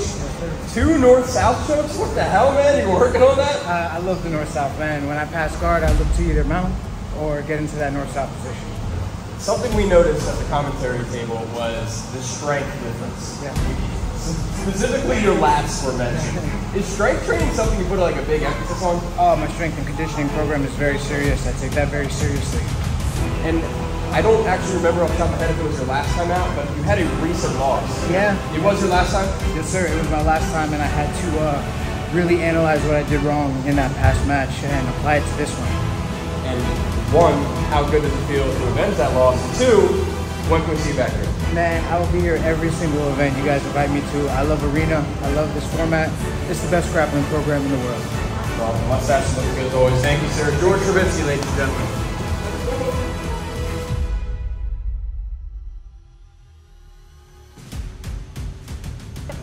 Okay, guys, our next match is ready to go. Out of the blue corner, welcoming Colin Cronin. Colin Cronin fighting out of the vault. He is a blue belt standout wrestler, 24 years old. Let's see how he handles the big stage. And his opponent out of the red corner, Jonathan Pinghera. Jonathan is an arena veteran, 1-0 in this cage. He's representing Evolution Submission Grappling, a purple belt. Instagram has him as the 56% favorite. He's also 24 years old. Oh, nice. All right. I'm pumped for this match. I'm also really pumped for this match. I feel like it's going to be scrappy. I'm excited. Calm, cool, and composed. Here we go. Right to it. Now, if you're Jonathan, you're going to pull. Yeah, I think Okay. that's the best. Yeah, Colin is Game time wrestlers. yeah. Colin is a wrestler. I believe he's a high school wrestler and is very well accomplished in Delco. Makes a big difference. It looks like he has something on the arm. I can't see the He went angle. straight for the armbar. Colin is lifted him up. No Oh, so slams, strong. though. Straight to a grab right, back take. Oh my goodness. Jumping over grab right. He has a seatbelt on the back. As He is, promised, a high-paced match. Oh. What a transition. Yeah. What a transition. Matchmaker job from AJ is high on Colin. Good job from Jonathan for just, he elected to get his back to the mat as opposed to keeping up his back. So good decision making there. Very good body locking from Colin as well on the top. A little bit of talk between the guys. Hopefully they're both okay, I think. Colin looks to stand. Good. Jonathan has free himself. Oh, Jonathan looking to go to the legs again. Yeah. Oh, and it's a heel hook attempt. Knee line is free, though. This really could be the most amount of, I feel like, leg lock attempts we've seen in Arena. Colin recognizing the danger and making sure his legs are crossed here. Oh, but he's going to have a little bit of a look here. Oh, I hate this. Just to fumble. I don't want to do the legs. I love it. My goal after Arena is going to be to get him to leg locks. Ooh, and on a toe hold, that could be tight. Close side toe hold. Interesting. You don't see that a whole lot for 50-50. No, you don't. And I wonder how much torque you can actually get on it, but he doesn't look like he's respecting it all and going for and it's a heel hook counter from Colin. Heel hook beats the toe hold in my opinion every time. And it's a we tap. got a tap. We got a tap. At least we got some variety with our foot blocks today. We do have a 50-50 heel hook. All right, that's variety. Did Colin get that tap? Yeah, Colin got that tap. Wow. Colin inside heel hook from 50-50. Colin Cronin with the inside heel hook, You see that round a lot, one. though. Somebody goes for a toe hold from 50-50 and forgets to protect their inside leg, and that's exactly what just happened. Let me just say, 1-0 right now. Potentially coming in, getting a second submission. This is Colin's debut, going up against an undefeated Arena Grappling vet. Oh, yeah, he could be up for a debut of the bonus. night. I don't know. Looking Here good. We go. I'm going to quote the venerable Michael Bisping on this. Toe hold, toe hold. If you're in 50-50, it's heel hooks. It's heel hooks. I agree. I'm fully with it. Right back to the collar ties. Oh, all right, and it's Colin that pulls guard this time. But he's backstepping. Straight to saddle. He's Straight ankle lock looking attempt for on the far quick leg. foot. Jonathan straight up with grabbing the head, keeping him. This is interesting. I have really not seen this before. We've seen a lot of collar tying with Jonathan actually in this match. Do we have an arm in? He has an arm in. Which, Crafty Colin. and now he's trying to. The knee line's out. Yeah. His little toe hold Anybody fake out gonna again. come up? Nobody's coming up. I just want somebody to come up, you know? Yeah. I think Colin decided to try and do that in the first round, and now he's like, I'm going to play a little bit. Yeah, there you go. He's back on top. A little bit, some rubber guard, high guard here from close guard. Colin with his arms wrapped around Jonathan's back, but a little high on the back. A little maybe Gogo Plata attempt. Shallow, but could be there, could be there. I would get my arm out if I were Colin, just in case, you know. Colin has left his arm in there a couple times today. And that first armbar was fairly tight, so I would not be messing around with putting it back there again. Jonathan has very long legs. Oh, Colin he's looking to countering sit back. with a what is that? Like a Is it like an Aoki lock? Some respect, though. I mean, Jonathan did turn and roll, so I'm wondering if there was some back pressure. to the toe hold attempt. Very through. interesting. Oh, the cage is in the way now. Let's see if he can extend a little bit. It's so hard to get the stoppage of rolling for toe holds. I'm not a big toe hold fan, I'm not lying. But you know, that's why I like the cage. I also don't like toe holds. I think they're like at the bottom tier of the leg lock hierarchy. But what I like about the cage is you can't roll out of leg locks all the way. Yes, you gotta actually escape. At some point, you have to know how to escape. Yeah. I like it. And they're back in 50-50. Let's see if there's a repeat straight ankle lock on the far leg this time for Colin. Jonathan going for the inside heel hook. I think he has learned, and he's cranking it. Yep. And inside heel hook battle. Now, it's Colin that's leaving his heel open a little bit here. Both there. Oh, no. We're in a shootout. Yeah. Colin's still in. Oh, they against roll the cage, against just the like cage. you were saying. Oh. This is good. Battle of the leg locks. This has been a very exciting match. Back to the toe hold, but where are we at here? I gotta say, I'm so happy. I don't want to hear any so crack. happy. It's like a kid in a candy store, really. Jake just seems like he's going to have a heart attack the whole time. I'm just waiting for the... Protect your ACLs, people. And your ankles and your It toes. seems like, from my angle at least, he does have a heel exposed. Oh no, I see I think Jonathan's the legs are legs crossed. Legs are Yep, in. Both yep. are in. Yeah. They seem to be in a little bit stuck pretzel position because they're up against the cage. I'd like to see one of them try and go to 90-10, slip the knee a little bit. Jonathan could be in a good spot, I feel like, he has a look at it. Yeah. He keeps heel slipping, unfortunately, but just a little bit better mechanics for Jonathan here. Yeah. He's got to get his hips in a little bit more. And the heel's also kind of down right now. It's not like all the way in his armpit, or the foot's not in his armpit. Just pretty tough to finish. It's hard to get the. I struggle to get the foot in the armpit, so I hear that. But he does have a fairly good look. It just, I don't even think he's attacking the leg that has the knee in. He wasn't. Yeah. Oh, you're right. It was an outside heel hook attempt, basically. Like, yeah. It's going to be hard for Jonathan to backstep out. Oh, too. inside heel hook again. Inside for Colin. He cranks that every time. There it is. Wow. Another nice. inside heel hook. Another heel hook. Debut of the night, if you ask me. That was very nice. Wow.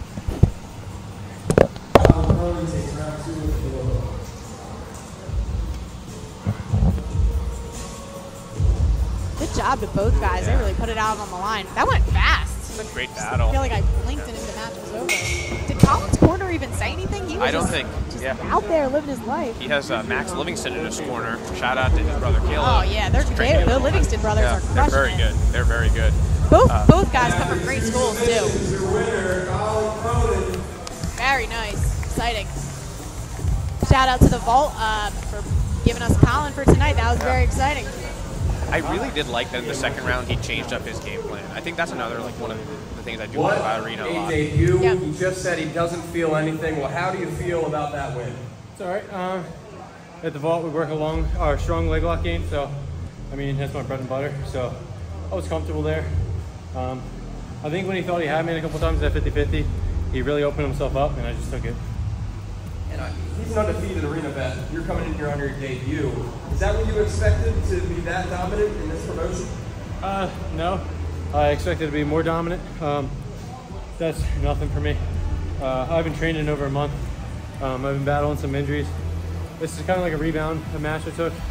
So, yeah, I mean, well, I'll make sure to come back and only up from here. So. And I mean, there's some award money on the line tonight. You had a pretty good debut. You want to make a little shout out at that debut of the night? No.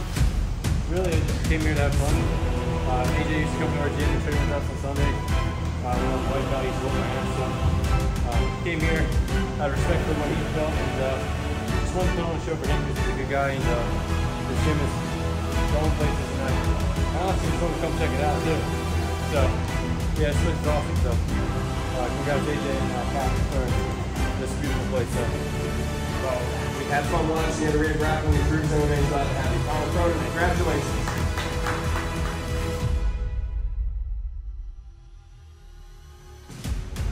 All right, next up out of the blue corner, Bobby Riordan.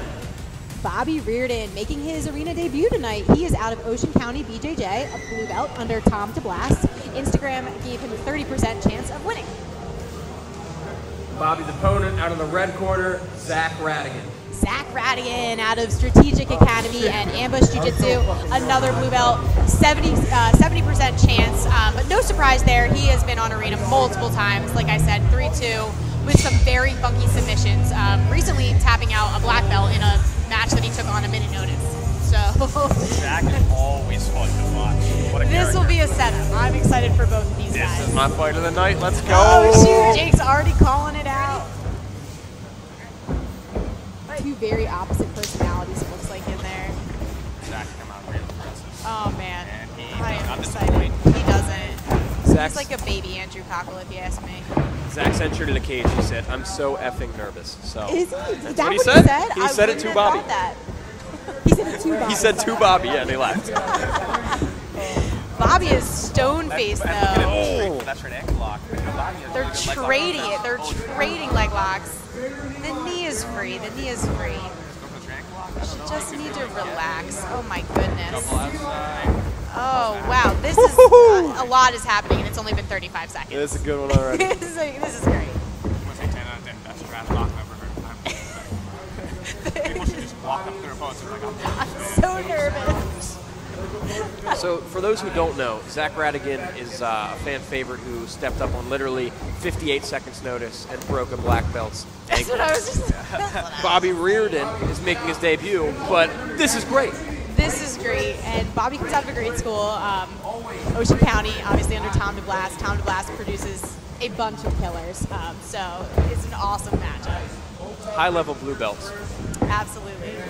Zach took a little boss there and threw his mouthpiece. Threw his mouthpiece Whatever over he the wall. threw, it went really, really far. It's like on the roof. It's on. We'll go to sell this building 10 years from now, and I'll find it, and it'll be great. Yeah, he's not getting that back. I don't even know how you get up there. Definitely That's not gone. getting it Mouthpiece is back. gone. I like the 2-on-1 from Zach. We haven't seen any of that tonight. It's a strong grip. Ooh. Quick knee Strong slice entry. right from Bobby, and he'll take that pass quickly. Maybe a Darce? Yep. Oh, yep, a Darce. He's Stepping over. See if Could Zach be can tight. hang. A little telephone defense there from Zach. Zach does have both of his shoulders flat, and I think Bobby needs to come up a little bit more on the shoulder, which he is. And it gets tight. He's got to get a good angle there. Halfway through the match, he's in a bad spot. Can he lock it up and finish? Zach is He's out. Wow. Very nice escape. Whew, that was quick. I feel like if anyone's going to sleep before they tap, though, it's Zach. It's Zach. Yep. Yeah, I can see that. He's going to be hard. He's not going to give up any submission easily, that's for sure. But great looks from Bobby making his debut out here. Oh, yeah, Bobby's giving Zach some trouble for sure. And I don't think we mentioned, but this bout is 170 pounds as well. A lot of 170-pounders on this card. We'll get a nice little push from Zach. Like he's unbothered by what's going on. Nice invert from Zach. Oh, my goodness. Bobby, though, quick leg pummels to a knee slice. Oh, my gosh. Fix his moments. He really does. He has great bursts. Yeah, now another possible Darce straight into the Oh, my goodness. Loves But that is there a Darce. back take? Zach is on his Oh! Mount. Oh, my goodness. What did I just Oh. 2 minutes left. Zach's got to This take is his it. time This here. was great so far. Oh, yeah. You said it, match of the night. I knew it, man. Is he going to mother's milk him? Is that a possibility? Another match. You I guys would are calling pick this Smothers. So that would have to. I like a good mother's milk. Zach looks angry and excited. I'm not really sure what's happening, but little kip action maybe from Bobby. Zach is smart keeping his legs crossed, though. Gary Jocelyn escape right Yes, there. yes, Enough almost. that Tom did the last name. For sure, he's very flexible. If you look around, this match has everybody in the entire gym on their feet watching. Yes, Everyone is definitely excited to watch it. Oh my gosh. Transfer to the omoplata, and he's out. And a follow-up omoplata to an armbar. Woo, I'm tired. This is Arena Grappling. Somebody get my inhaler. This is a lot. This is great. Wow, what a chain of events. His knee cuts are great on top for a possible back step maybe. Walking it back action. Okay, Bobby. Are we in round one? Like, this is crazy. This is round one? This is round one. We have 45 seconds to go. I know, I thought that was 10 seconds. Wow, that was fantastic. It's been like one constant transition this whole. Absolutely. These guys look great. They came out to game. They understand the format, and they are doing it quite literally. Really nice leg pummel there. He has great transitions in passing on top. And I just said Colin Cronin locked in that performance, or excuse me, that debut of the night award. Oh, yeah. Bobby's giving a run for the Bobby's money up right here now. making his debut in Arena, and he is doing a great job. Look at that chain of events. See if he can get out. 10 seconds to finish. Oh, That he's is pulling. tight. Oh. Look at this angle. He is putting everything into it. Oh my gosh. Oh, and Bobby will Bobby's get out. it out. They are just trading subs back and forth. Holy cow. Wow. Let's see how much more they have to Jeez take. Louise. No subs in round one. That's but one round. All the attempts. All the attempts. That's Oh only my one God. round. I'm not very likely to say this ever again. Wow. But if we went to overtime, I'll be okay. I would Yeah, be well, okay with it. I would I absolutely hope be they okay each with get a it. submission and then we get that 10-minute overtime. Oh, like, what, if you're the corners, what are you saying? Like, I don't even know how you digest that match. I mean, Sam how do you Borby's tell all the way in there someone like, not to go for the doors? Zach's going to magically teleport into insane. Yes. Wow.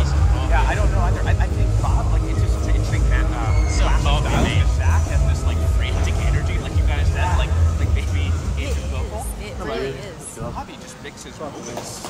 He picks the best of moments. That it's one thing to escape, but to be able to escape and then transition is into a sub is amazing. Zach, take just a deep breath. We're good. Somersaulting in. He's back, literally. Oh, we have all the man. rolling. All the roll. They're rolling onto each other. This is my favorite match ever. They took grappling quite literally. Oh my God, this is so great. Zach's mind games are just amazing. What is this position? Whatever it is, I'm into it. What do you think Bobby's thinking right now after that weird You know, rolling? it throws you off. You know, they say when people are a little crazy, it's almost scarier. You know, like Bobby's game. Bobby's crazy too. This is you have to have that level of energy to match it.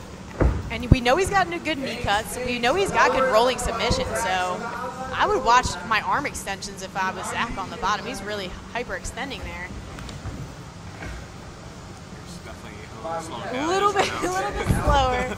The pace is not 120 miles per hour, but it's still pretty fast pace. I think we might see Bobby take a pass soon, but good guard retention from Zach. Wow. Zach taking a second off there. Oh. A little bit of reverse Delahiva from Zach. I just feel like Bobby conveniently drops into positions, and it's interesting. His step throughs are also so great. His step throughs are beautiful. Sort of just gets there. Zach just looks like he's having a great time, though. I mean, what is this? He's all over. To the backside. Zach's face looks like he's selling out on something, that's for sure, but there's no knee in there. To be fair, I feel like his face almost always looks like he's selling out on something. That's great. Minute 30 in, we're definitely looking a little bit at the clock, a little bit slower, but both guys leaving it all on the mat, that's for sure. We still have all of those upper option. What is it? Best debut, submission of the night. There's so many good ones here. Yeah. Good on Bobby using his right leg into Zach's leg to come up. That was very smart. What do you make of this so far? What do you think Ashley goes on his favorite? You know, I don't know Bobby, so I think I would probably pull to Zach because we know he's been in this format. But that being said, Zach finishes fast usually. We haven't seen him go the distance. And he's looking a little tired. He's been laying, he's been taking some extra seconds off here and there, so you got to wonder if that's going to come into play. He's also looking at the clock a lot. Yes. And I feel like sometimes that is an example of getting a little bit tired. And sorry to tell you, Zach, you're only halfway through the round, buddy. I know. I would also consider close guard. Oh, very nice step, though. Booty right and face out action. Bobby. Bobby's not committing to maintaining these top positions, though. He's not. Quick back step. They're definitely moving fast, but definitely not as fast, and I would say their submissions aren't as tight this time. You know, in the beginning, I felt like round one, their submissions, both of them were really good looks, and this time I feel like we're flowing a little bit. There's another knee slice, but good guard retention. Oh, my that's gosh, for Zach. That's pretty deep. Armbar could be there. Whoa! Oh, goodness. Very nice. Round 2 submission at 3:16. Zach's a machine. Wow, Zach. He rolls back. He ended up getting the armbar from that. He rolls back. Armbar from triangle. All right. Zach Rhatigan does it again. I'm good. That was wild. All right, this is going to be all on Bobby for round 3. All on Bobby. Can He Bobby needs get a it done and submission. get it to overtime? What do you guys think? I think he can get it done. I think he can get a submission. I thought the majority of that round Bobby was in control. Yes, I agree. You know what makes this so difficult is he looked like he was going to control the whole time, but chaotic really is the word for Zach. You 100%. don't know. You don't know what's going to happen. Zach hasn't even touched his He was feet. in a Darce, and then he was on the back. How do you know? You don't. It's also the beauty of submission only grappling, right? Like you can be in control. It takes one move, one mess up. He looks tired, but I feel like he's faking it. I don't even believe it. Roll is going to stand. He stands. He stands. He sits, and then they double pull. Oh my goodness. Looks like Bobby's more than willing to come up though. Right back into the Wow, very nice entry by Zach Rhatigan. But he's getting himself out, is Bobby. Oh my gosh. You're right, it is his face. It is always that way. And all Zach has to do here is survive, but he's still going on the attack. He wants the double submission, I think. I really think he does. Corner calling for him to come up, and he is more than content on the bottom. Bobby again looking for the pummel. Knee cuts, right? We know that's what we've seen so far. He's sticking with it. Right back to his bread and butter. I hope this time once he actually passes, he elects to control those I agree. Maybe try and cook Zach a little bit.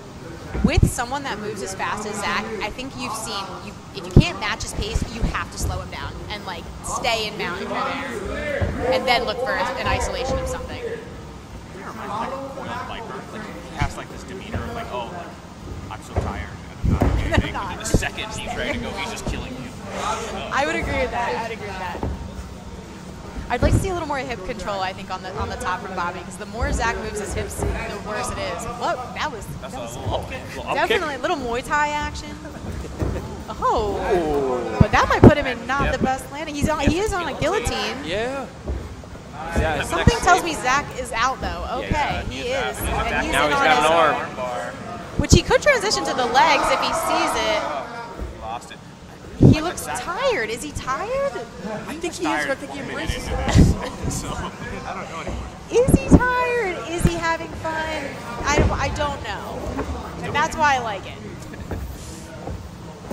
Bobby's leaving it all there though. He's gunning for it. Yeah, he's much more aggressive this round. If you guys are just tuning in, Bobby does need a submission in this round to get to overtime. Otherwise, the win will go to Zach from his second round submission. So Bobby's putting it on the line here.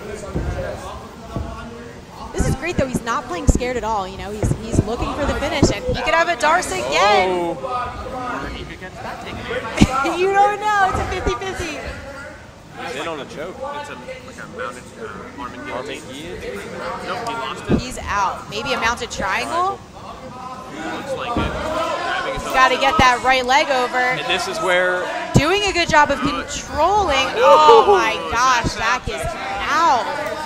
Wow. We're only halfway through the match. Yeah, Bobby has about 2.5 minutes to find a submission. Or very nice butterfly from Zach, who also still looks exhausted. Bobby's corner emphatically calling him for him to just get up. The thing about it is we always tell our students, like, don't leave both your shoulders on the mat, and Zach's doing a great job of leaving them on the mat, but still somehow. They haven't left them. Zach is like kind of an anomaly. Like I gotta say, this is why I love jiu-jitsu so much. There's always these people. Oh my goodness. I would say win or lose for either guy. Both of them are really exciting, and I'd love to have them both back on the card again. This is amazing. Yeah, some of my favorite grapplers here by far. Blue belt super fights, they never disappoint. They really don't. Zach is just relaxing, looking back at the clock while Bobby comes up. And the pressure's on Bobby. He's got 90 seconds left. I think he feels it. I think he feels it.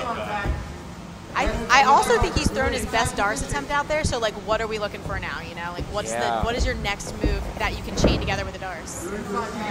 Guillotines, triangles, which we did see a triangle attempt earlier. But oh, an arm. Found an arm. Oh, he's in. Oh, this he's really in might on be the it. Arm. He needs to take his time, take that leg. Yep, right arm to the leg, perhaps. 60 seconds before it's over. Can he finish? We are close. Feet and elbow, maybe. Less than a minute to go. This armbar will get us to overtime here. Oh man, this and is it. He's close. Zach is holding on for dear life. Oh my gosh. But he's also able to bring himself over for the escape. Zach looks like he's almost out. Wow. Oh my gosh, we have a foot push and he is out. Oh my goodness. 30 seconds to find something for Bobby. What a great match. That was tight. That was.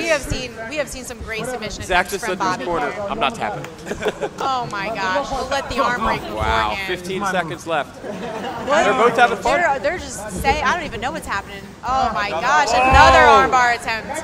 To a Choi bar, maybe belly down, maybe? We've got 5 seconds, there's still time. Oh my man, goodness. what a match. Oh my gosh. What a match. That was fantastic.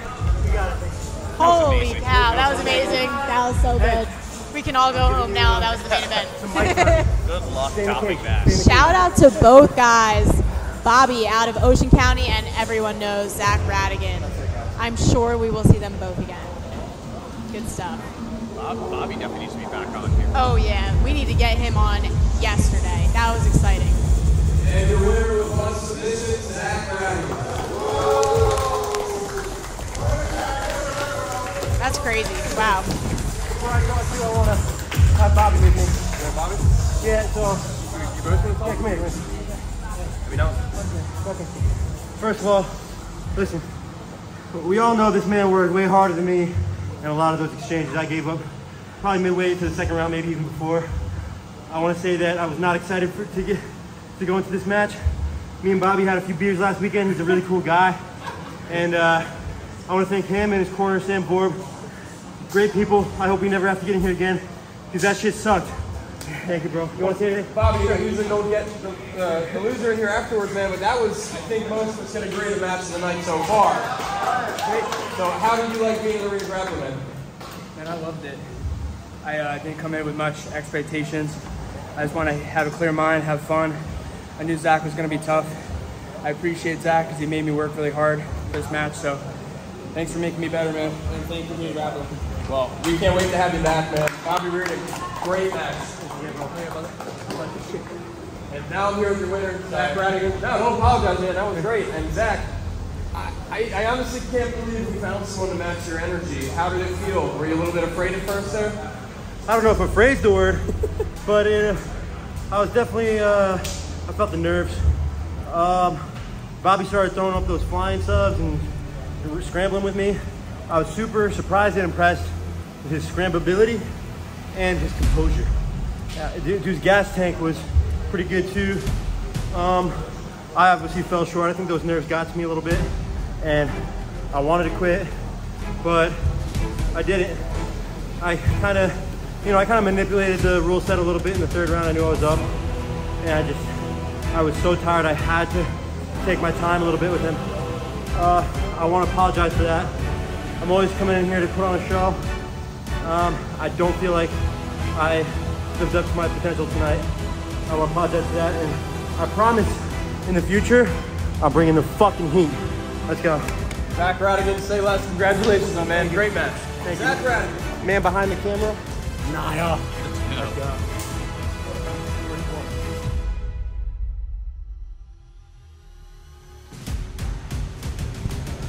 Okay, next up, out of the blue corner, Robby Bloom. Robby Bloom representing Tap House Jiu-Jitsu. He is a brown belt. Instagram has him at a 27% chance to win, and he is 24 years old. This is his arena debut. And Robby's opponent out of the red corner, CJ Berkheimer. CJ Berkheimer, 3-2 in the arena cage. He is a Paramount Jiu-Jitsu purple belt, and Instagram has him at a 73% chance to win. Ooh, I'm excited. I don't really know much about Robby, but I feel like I just saw him compete recently, and I can't remember where it was. And obviously, I'm no stranger to CJ. He's one of my training partners. Robby feeling a little cold. Woo. Stepping in. You know, it's hard not to be biased sometimes, and CJ's one of those guys. Love CJ. Excited to see what Bobby can bring though. CJ, I think it's going to be a fun matchup. CJ looking for that pass instantly. He's already over the knee. It's a really good angle. He has a crossface. It's not completely in there. CJ's top heavy, so Robby's really going to have to work at not settling on the bottom in this one. Yeah, absolutely. CJ has a great guard, but he has been working a lot more passing. He's been feeling very quarters, good. Little hip switch. Hip switch attempt. And you also have to wonder how much experience did he gain from a main event with Andrew Cobb? That was an amazing performance too. That was great. That was a clean pass by CJ. Yeah, straight from the leg drag. I think now we've learned more about each other. You like the leg locks, I love the clean passes. Passes. They're Yeah. so beautiful. Speaking of clean, how about the schismatic industry? Oh my God, rash the schismatic industry rash guards are so nice. I'm sad that they only gave them to the main event. I could have worn a rash guard.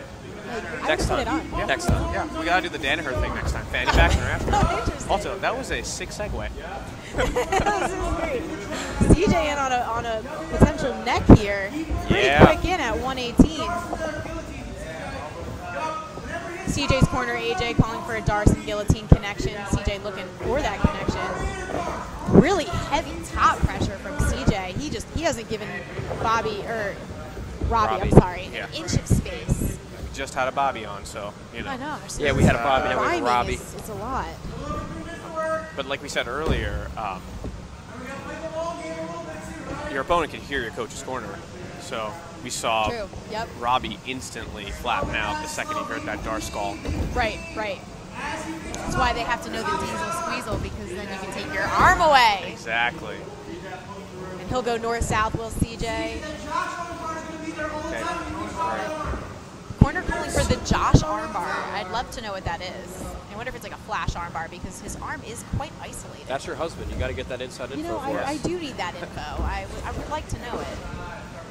CJ, halfway into this match, has really controlled the top the entire time so far. He's just floating. I will say this: I've seen some of Robbie's matches, and he does like tend to get past the positionally full mount controlled for periods of time, and then pull stuff off. But I think the last time I saw him compete was a EBI rules, so there's no overtime here to really. I wonder if that's where I saw, because he recently just competed. I really can't remember where it was. I think he's going to need to have some urgency to get out of this bottom position. Absolutely. I mean, there's more than enough time for CJ to finish in this round one, and Robby is in a not a good. Is he looking at mother smoke? It seems like a theme from AJ in the corner if somebody tonight. mother smokes, it's probably because AJ will give them money for it. So I bet you they're all trying. Hey, I'm a big fan of creating grappling incentives. It definitely helps. It definitely helps. Part of me feels like that could be what he's doing. He's not looking for arm isolation. Yeah. Robby needs to start kipping escape a little bit, look at his hands to the hips, elevate a little bit. His hands aren't in the best spot. It's more like a self-defense scenario where you like pull yourself up, but CJ's got a great base. I don't think that's gonna do it for him.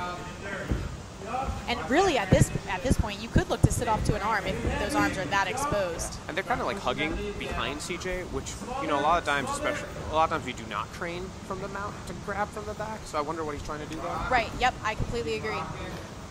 Maybe a loose guillotine.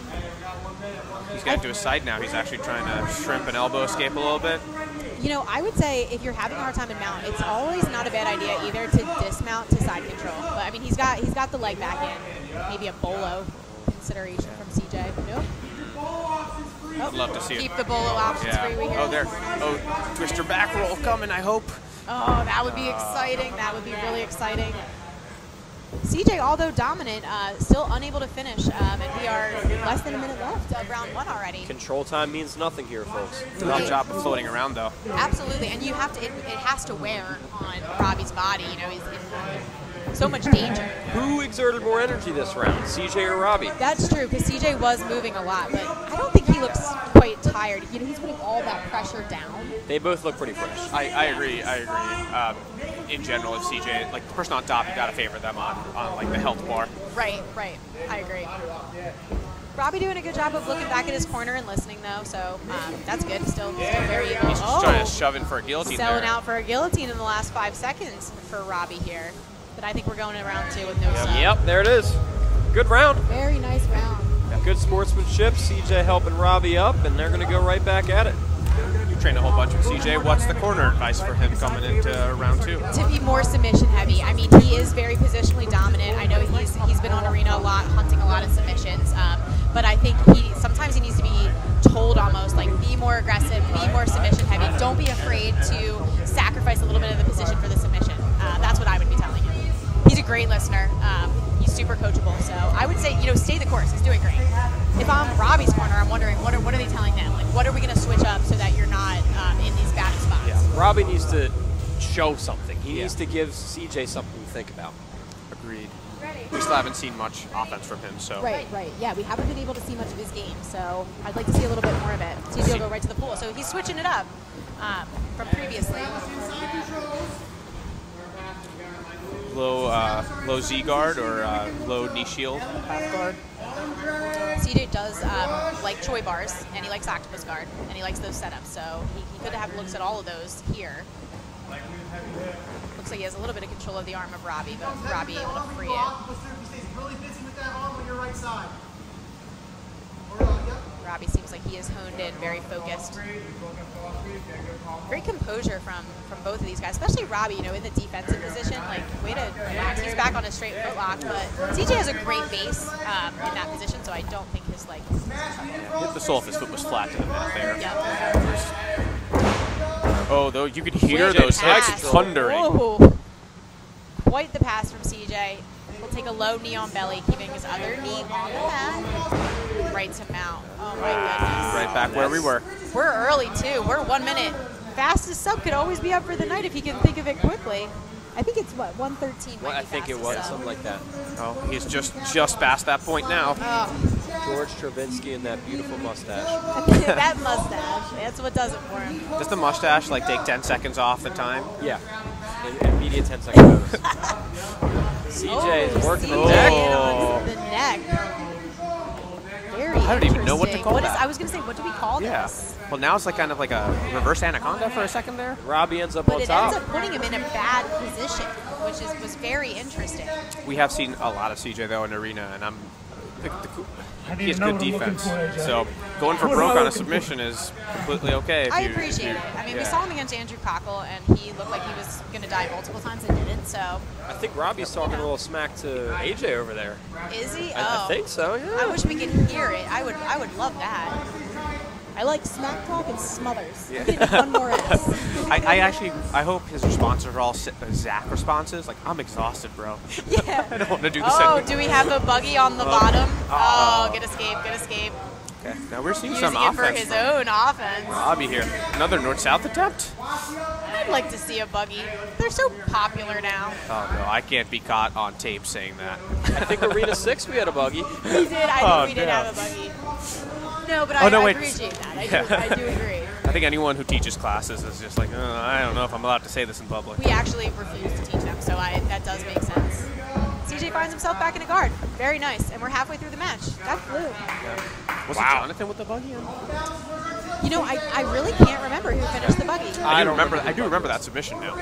Both guys seated. Looks like Robby's looking to come up. So now I'm thinking halfway through the match that CJ looked better on top. I agree. I think that this round is going to Robby so far. Robby needs to be on top. I think change of game plan for Robby is so far working. We still have enough time for CJ to mount a counter. He does have a really good high left arm overhook where he could get a triangle here, which he does love. So that could be an there. Oh, there it is. From your words in. to CJ's actions. And he's got a minute and a half. He's got to go for broke. And a little bit of an angle to the right side. Ooh, that's going to be trouble. Right to tap. Oh, wow, very it's nice on. finish by CJ. CJ Berkheimer with the round Didn't 2 even triangle. let me finish my sentence. Impressive. All right, well, we're heading to round 3, and we have pressure again on Robby. Lots of pressure Robby. every time here. But I think Robby's game. He's up for it. Robby's looked pretty good. He was in control of most of that round. That was a great round. And way to come back from CJ. I mean, the ability to come back from such a bad position on both sides is something to be said about high-level grapplers, and that's why they're purple and brown belts. Yep. You ask me. Yep. You don't get there by not Agreed. getting in really bad spots, that's for sure. You gotta be confident in yourself. Yeah, I think CJ definitely absolutely. went for broke. He paid for it a little bit, and then he still pulled it out. Able to recover. I appreciate the confidence and the entertainment aspect as well. All right, both ready to go. Round 3. Coming out. Coming in hot. Looks like CJ's not gonna sit this time. These collar ties. Pressure's on Robby. I'd like to see some foot sweep. You know what? I am going to stop talking. Hey, do you know something we You don't? got the controller. You got the controller over here. Some good head pressure from CJ here, but we have a good butterfly from Robby. Oh, quick with the hip switch again, but good guard retention on Robby's side. Get into a point where you appreciate have it. to worry about it and come back the other way. Right, Jake? And this is what we were saying, right? I mean, I wonder if in round 2, CJ felt like he wasn't doing as well on the bottom, because now he's changing up the game plan. Both guys looking better on the top today. To be fair, when he started on the bottom in the last round, he did end up in mount pretty quickly. That's true. That is true. So I would say if CJ has his guard back, he's capable of doing quite a bit of damage. That's it. I definitely agree. That's a good point. Good sit off for CJ. See if he Robby goes back doing to a good the job. darts that they were calling in the first round. Yeah, I feel like we're getting a lot of darts calls. I think it's because a lot of people are extending their arms. People shoot for the underhook and they don't go all the way. I think that creates a good opportunity. Yeah. I think in Arena and in general, as grapplers are just like evolution is happening so fast with grapplers. There's leg pummels that are beautiful more and more. Like it's crazy. Straight to mount for CJ. He might have his leg no, trapped, sorry. He yeah. switched sides to the other side of half guard. Personally, I'd like to see him just sell out on a bolo. I mean, you have one submission. The pressure isn't on you. But he's in on a guillotine. Mounted, that's going to get tight. It looks tight. That might be it. That's it. That's amazing. Wow, very nice. Yeah. I really like CJ Berkheimer, round 3 guillotine. Yeah, very nice use of his hips. Pulled the legs down, really dragged him onto the guillotine. It was beautiful. That was beautiful. You know what we haven't seen yet? Have we seen a submission from each grappler in the rounds? No, we've only seen. It's all like 2-0. Yeah, right? we haven't seen a 1-1. Submissions, your winner, CJ Berkheimer.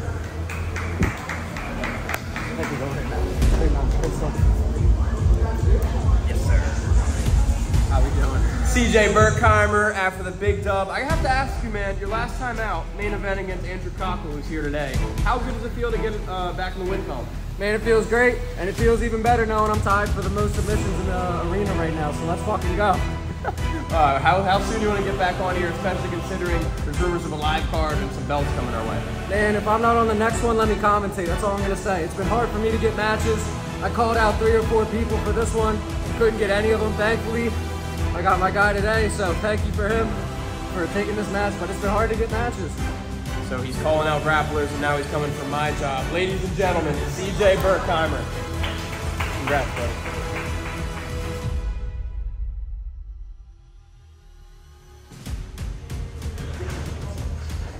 It is finally time for our co-main event. Out of the blue corner, Sebastian Gallegos.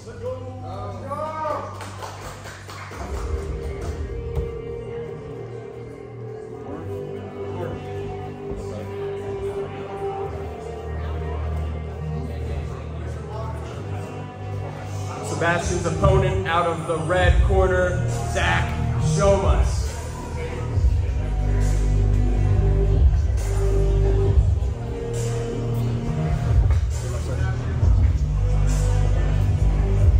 Main event, you're on next.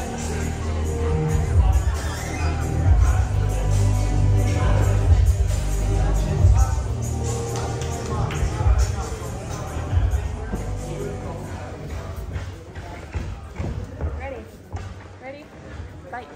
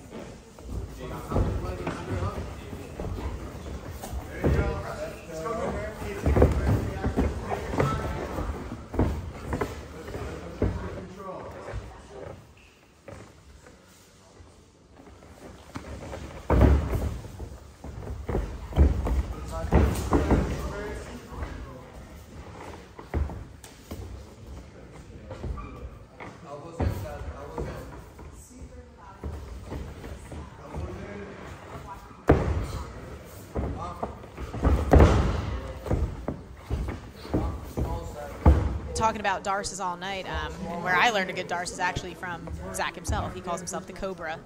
The Cobra. Which is very cool. Things about these kind of matches with the high-level grapplers with brown and black belts is it's such a game of inches. That's what I really love about it. It really is. Right there, we saw Sebastian initially try and roll out really hard, as if Zach was going to leap on something. We saw Zach just stand up and reset. Just cool, calm decision-making. Yeah, absolutely. His face is very composed. Again, another attempt from Sebastian. But it looks like Zach is very recognizing of that and just kind of backing up. Just posts on the knees a little bit, steps back. Ooh. Lots of quick movements from Sebastian on the bottom. Squirrely. Very squirrely. Punctuated by moments of stillness. Yes. I think it's really interesting. Their games are very different, and their height is very different as well. I feel like the shapes of them is different, which is cool. Very quiet for this matchup. I feel like the arena is quiet. The air is still. Yes. I feel like I'm supposed to be quiet. It feels very tense in here for this co-main event. I'll tell you, it was a really good match. Everyone knows they're about to watch something cool happen. Absolutely. It's just those quick moments. I feel like you can't blink because you don't know if you might miss something. I was thinking maybe Zach was going to go for like a rolling Kimura there, but then just kind of came off to the side. Sebastian doesn't look impressed. I think he wants Zach to show him something. Yes, I agree. I feel like he's looking for more pace and more excitement. But you can't really make Zach do that. I think things happen on his own time. My thought about Sebastian turning is very interesting. Like, it feels like just an overexertion. What do you feel about like the turn when he moves? I feel like maybe he's baiting Zach a little bit. Like he wants him to chase him. Oh, here's my back. I'm gonna have you chase me. And I'm gonna spin out real quick and maybe try and snap up again. Okay. Like maybe that's what he's going for. I like that take. Yeah. We got some cage work here. We haven't seen that in a little bit. Sebastian moving around with his feet. I like it. A lot of head movement with Zach looking for inside control. We also know that the team that Zach comes from, they're no strangers to using walls in the cage. So yeah, absolutely. Hellfish has a floor cage. I think I was just there a couple weeks ago, and they have a full setup. So he is more than able to practice, considering he has his brother Luke. Yeah. I mean, definitely convenient. There's definitely something about those brothers in jiu-jitsu.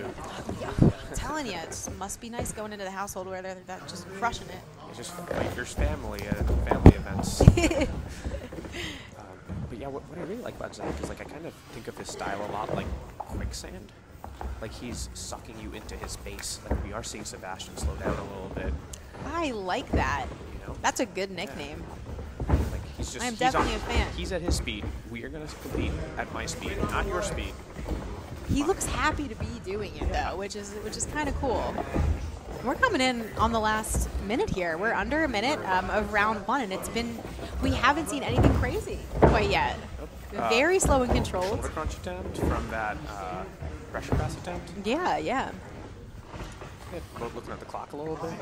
Both guys just kind of feeling each other out. I mean, yeah. I feel like it's kind of a respecting match here. Oh. Back to the rubber guard. Every time Zach goes to pass towards that side, he brings that leg over. Yeah. Flexible. Very flexible. More shocking is this is one of the bigger age deltas on the card so far. Sebastian is 41, and Zach is 31. Oh my goodness. I want most like that at 41. That's what I was literally just thinking, and I was like, oh, maybe I won't say that, but I agree. Don't jinx I fully agree. All right, end round one, no submissions. Heading into round two. That was very controlled round one. Curious to see what's going to happen in round two here.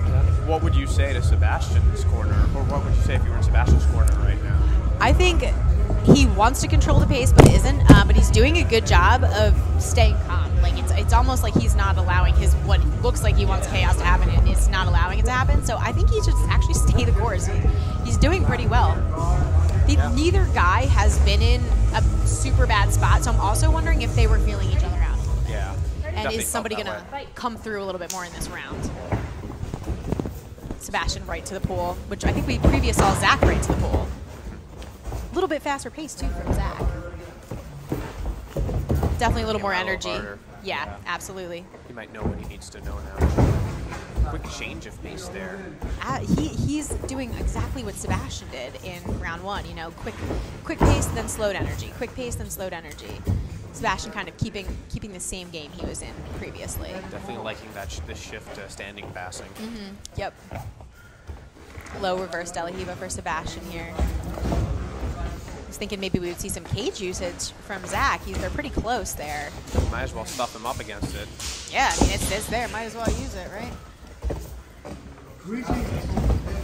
I'm really curious about this roll. I would love to see what Sebastian's thinking on it. Some good butterfly hooks from Sebastian, keeping his frames. If he does pull off the win, I hope we ask him what the rolls are about. I want to know, what are the rolls? He also kind of cleanly inverts in open space a lot as well. Yeah. Seems like it's like he wants to go upside down and hasn't had the opportunity quite yet. Zach in on the leg. Oh, and he comes up, gives a quick hit. I like it. I like it. Technically, it's not a hit. A hit is if you retract the arm. Just little, you throw it out there. Light tap. It's just a mean boast. I could see if Sebastian was trying to turn, if he's trying to bait Zach, because I know at this point I would have faked the bait. I would have been like, I'm jumping on his back. Yeah, if I see it back. I keep watching him do it. I'm just like, oh, I'm gonna take his back But Zach, again, doing a great job of staying composed. I feel like you can't get in his head. Choosing to try low passing now. Yeah, good mix-up. We've seen some good butterfly hooks from Sebastian, different guard looks. Getting a lot of inside positioning. We can hear Sebastian breathing a little heavy right now. That may play a factor as time continues to tick away. Yeah, for sure. We're already halfway through round 2 as well, and I still kind of feel like they're in a feel-out, feeling, oh, Zach coming in on a choke here. One of them had to go for arm in guillotine. Tap. Getting close. We're getting ready to tap. It's like a Brazilian tap-ish. I don't know. It looks like it's going to get tight. A little bit more into the left pocket here, and we're going to get tight. He's thinking, or is he going to go to sleep? Is he still awake? I think he's still awake. Oh, and he abandons it. Yeah, he's switching maybe to the Darce. I personally feel like that was a little tight. I might have kept it. Yeah. He could switch to the Darce. He has a good look. And like I said, he's like the king of Darces here. There it is. There's the switch. Very nice. See if we get him back onto his side here. Or he could take the back. Okay. Now we're seeing them wake up for sure. 3 minutes into round 2, and both guys are definitely moving at a different pace. I'd say Zach taking control now a little bit more of this round. Opening up a little bit. Yep. Looking for some submissions. He's opting to sit to the bottom, which means he must have a game plan. Sebastian, more than happy to come up to the top. Lots of heavy hips tonight. Is this a buggy from half guard? Yeah, it is a buggy from half guard. Interesting. He does have his one arm his teammates fairly are tight calling in, for but him to frame a little bit to fight the buggy. His teammates say it wasn't tight. And Zach does let it go, so it sounds like they also know something. There's the first punctuation of sound so far in this whole match. Everyone got a little excited there. So far, we've seen some submission attempts from Zach, so let's see what Sebastian thinks of countering here. Both guys wanting to sit back. Sebastian decides to sit back, but Zach doesn't come up, so he'll come back up. We haven't seen a whole lot of offense from Sebastian from the bottom, though. No. A little bit of rubber guard, but that's it so far. That's pretty much it. And Zach comes back up, so I'm wondering if he's thinking and recognizing that. The way Sebastian casually sits with his arms out and his elbows out, I'm wondering if Zach has looked or considered any like rolling Kimuras or anything along those lines, because he is leaving his arms. Yeah. You're right. It's something we kind of train out as fast as we can, right? Almost went to mount there. Almost. We have a good kipper, a little bit of kip. He'll get back to the butterfly. Maybe taking that leg over again. There it is. Past the arm. Ooh, it looked like it did generate some movement from Zach. Yeah.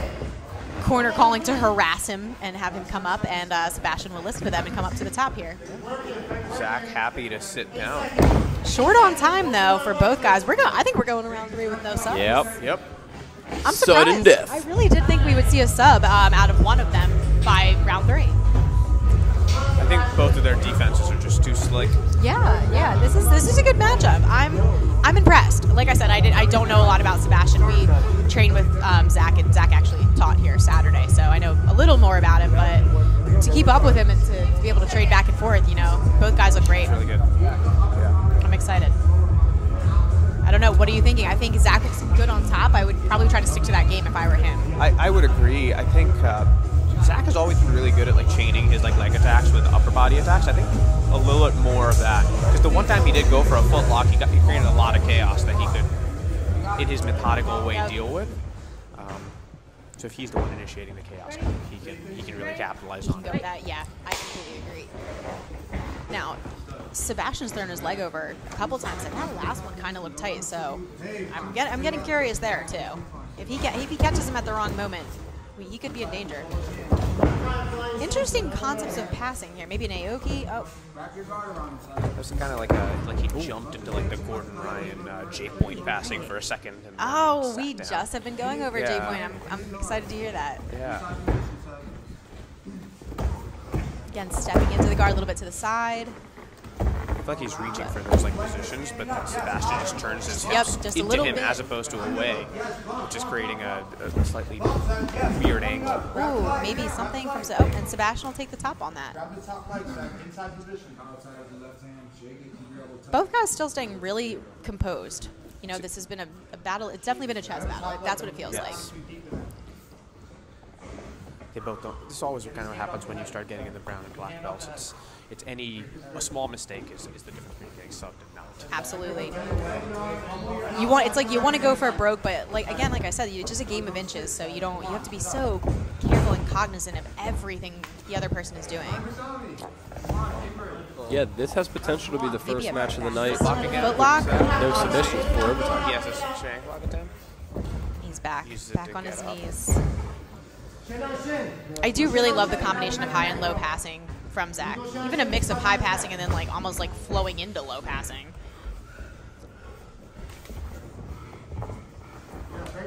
Sebastian's corner is calling for. It's going to bring that leg over again. Oh, Zach felt it. Came back up. I think Sebastian's looking for a very specific submission in that leg being thrown over. Here, a little bit more again. Using the J point to start getting a good strong angle. Oh, and he might have a good look at the back here. To get them out. Nice leg ride, perhaps. And very nice, right to the body. Wow. Oh man, he's going for the choke already. He got it. Wow, we got it. 2 minutes, 6 seconds, rear naked. Beautiful. It's like we just watched him like compute for like 15 minutes. Gosh, He's like, I figured it out. Now I know what to do. Yeah, I'm just gonna kill now. Holy cow. That's really, really good. That was some very thought out jiu-jitsu. It's funny, we were just talking about the J point for a second there, and like the second he really committed to it, he got it. He was like, this could work, and here we go. That was good. That was a great matchup. I really liked it. He forced an overcommitment, took the back. The setup was beautiful. Yeah, really good. And your winner by round 3 submission, Zach Shiomos. I like the good sportsmanship. I'm always excited when that happens. It'd be cool to get Sebastian back on the card. He doesn't like act like a 41-year-old. Like my knees hurt now at 31. Yeah. And I'm here with your winner, Zach Shiomos. Zach, that was a long, grueling, exhausting match. It seemed you got it done in the third. How did you feel about the performance? You know, I wanted to get it done quicker, but seen Sebastian around for a while now. I know he's hard to put away, tough to get a hold of, so I'm not super surprised. Of course, you know, I'm always trying to get it done quicker, but I got the win. That's all that matters.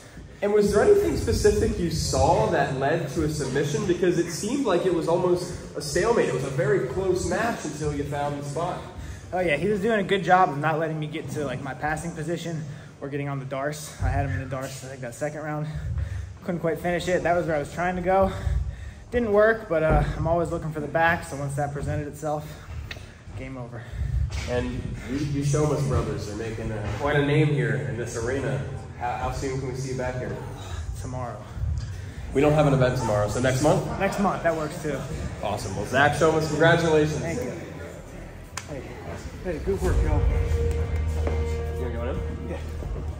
Thank you. I'm here with Sebastian. Sebastian, congratulations. Thank you. Hell of a debut. You really hung in there with Zach Shiomos, one of our most talented competitors. How do you like the format? How do you like being in the cage? Oh, I loved it. I got a thrill out of it. I was a little nervous at first, but then I just went ahead and did my thing. You know, Zach is tough as nails. I came in there with nothing but victory on my mind. It didn't go my way, but you know, there's always better opportunities coming up ahead. You know, so. And obviously, it didn't quite go your way. Yeah. Are you interested in coming back here soon to avenge the loss? Absolutely. You already know it. Seb ain't going nowhere. Let's go. Seb ain't going nowhere. Say less.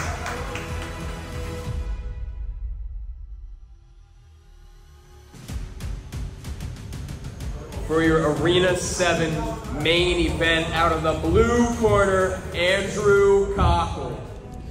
Andrew Kochel, co-owner of Valley Jiu-Jitsu. He is 1-0 in Arena. He was the headliner last time. He's a black belt, and Instagram has him at a 76% chance of winning. This should say Bauer House. Okay.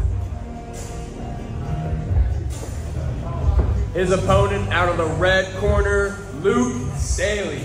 Luke Staley, he is 1-0 in the Arena cage. He is representing Bauer House MMA. He is a purple belt Instagram has him at a 27% chance of winning. Important to note, he is a professional MMA fighter. Here we go, main event. That's a lot, gentlemen. I'm really excited. This is These guys are wild. Obviously, actually, I can't even talk because I'm so excited. Yeah. Are The you intensity. ready for this? I'm just It's ready. so intense right now. Oh, I'm ready for Right, this. the last few things I've seen are. They're out. Oh my gosh! Big, straight on the back. goodness. And the rear naked choke. Oh Please, my god. oh gosh, that was fast. jumped He's right coming on there. for some This of the was night and all of the other things. And he's going to go to the leg. I can't see what's happening because Oh, of the Luke is using the This is too cage much. to He is an Andrew MMA off. fighter. Is he going to be able to shuck him off? That We're only was 18 seconds in. insane Can we just as talk a about start. that? Wow.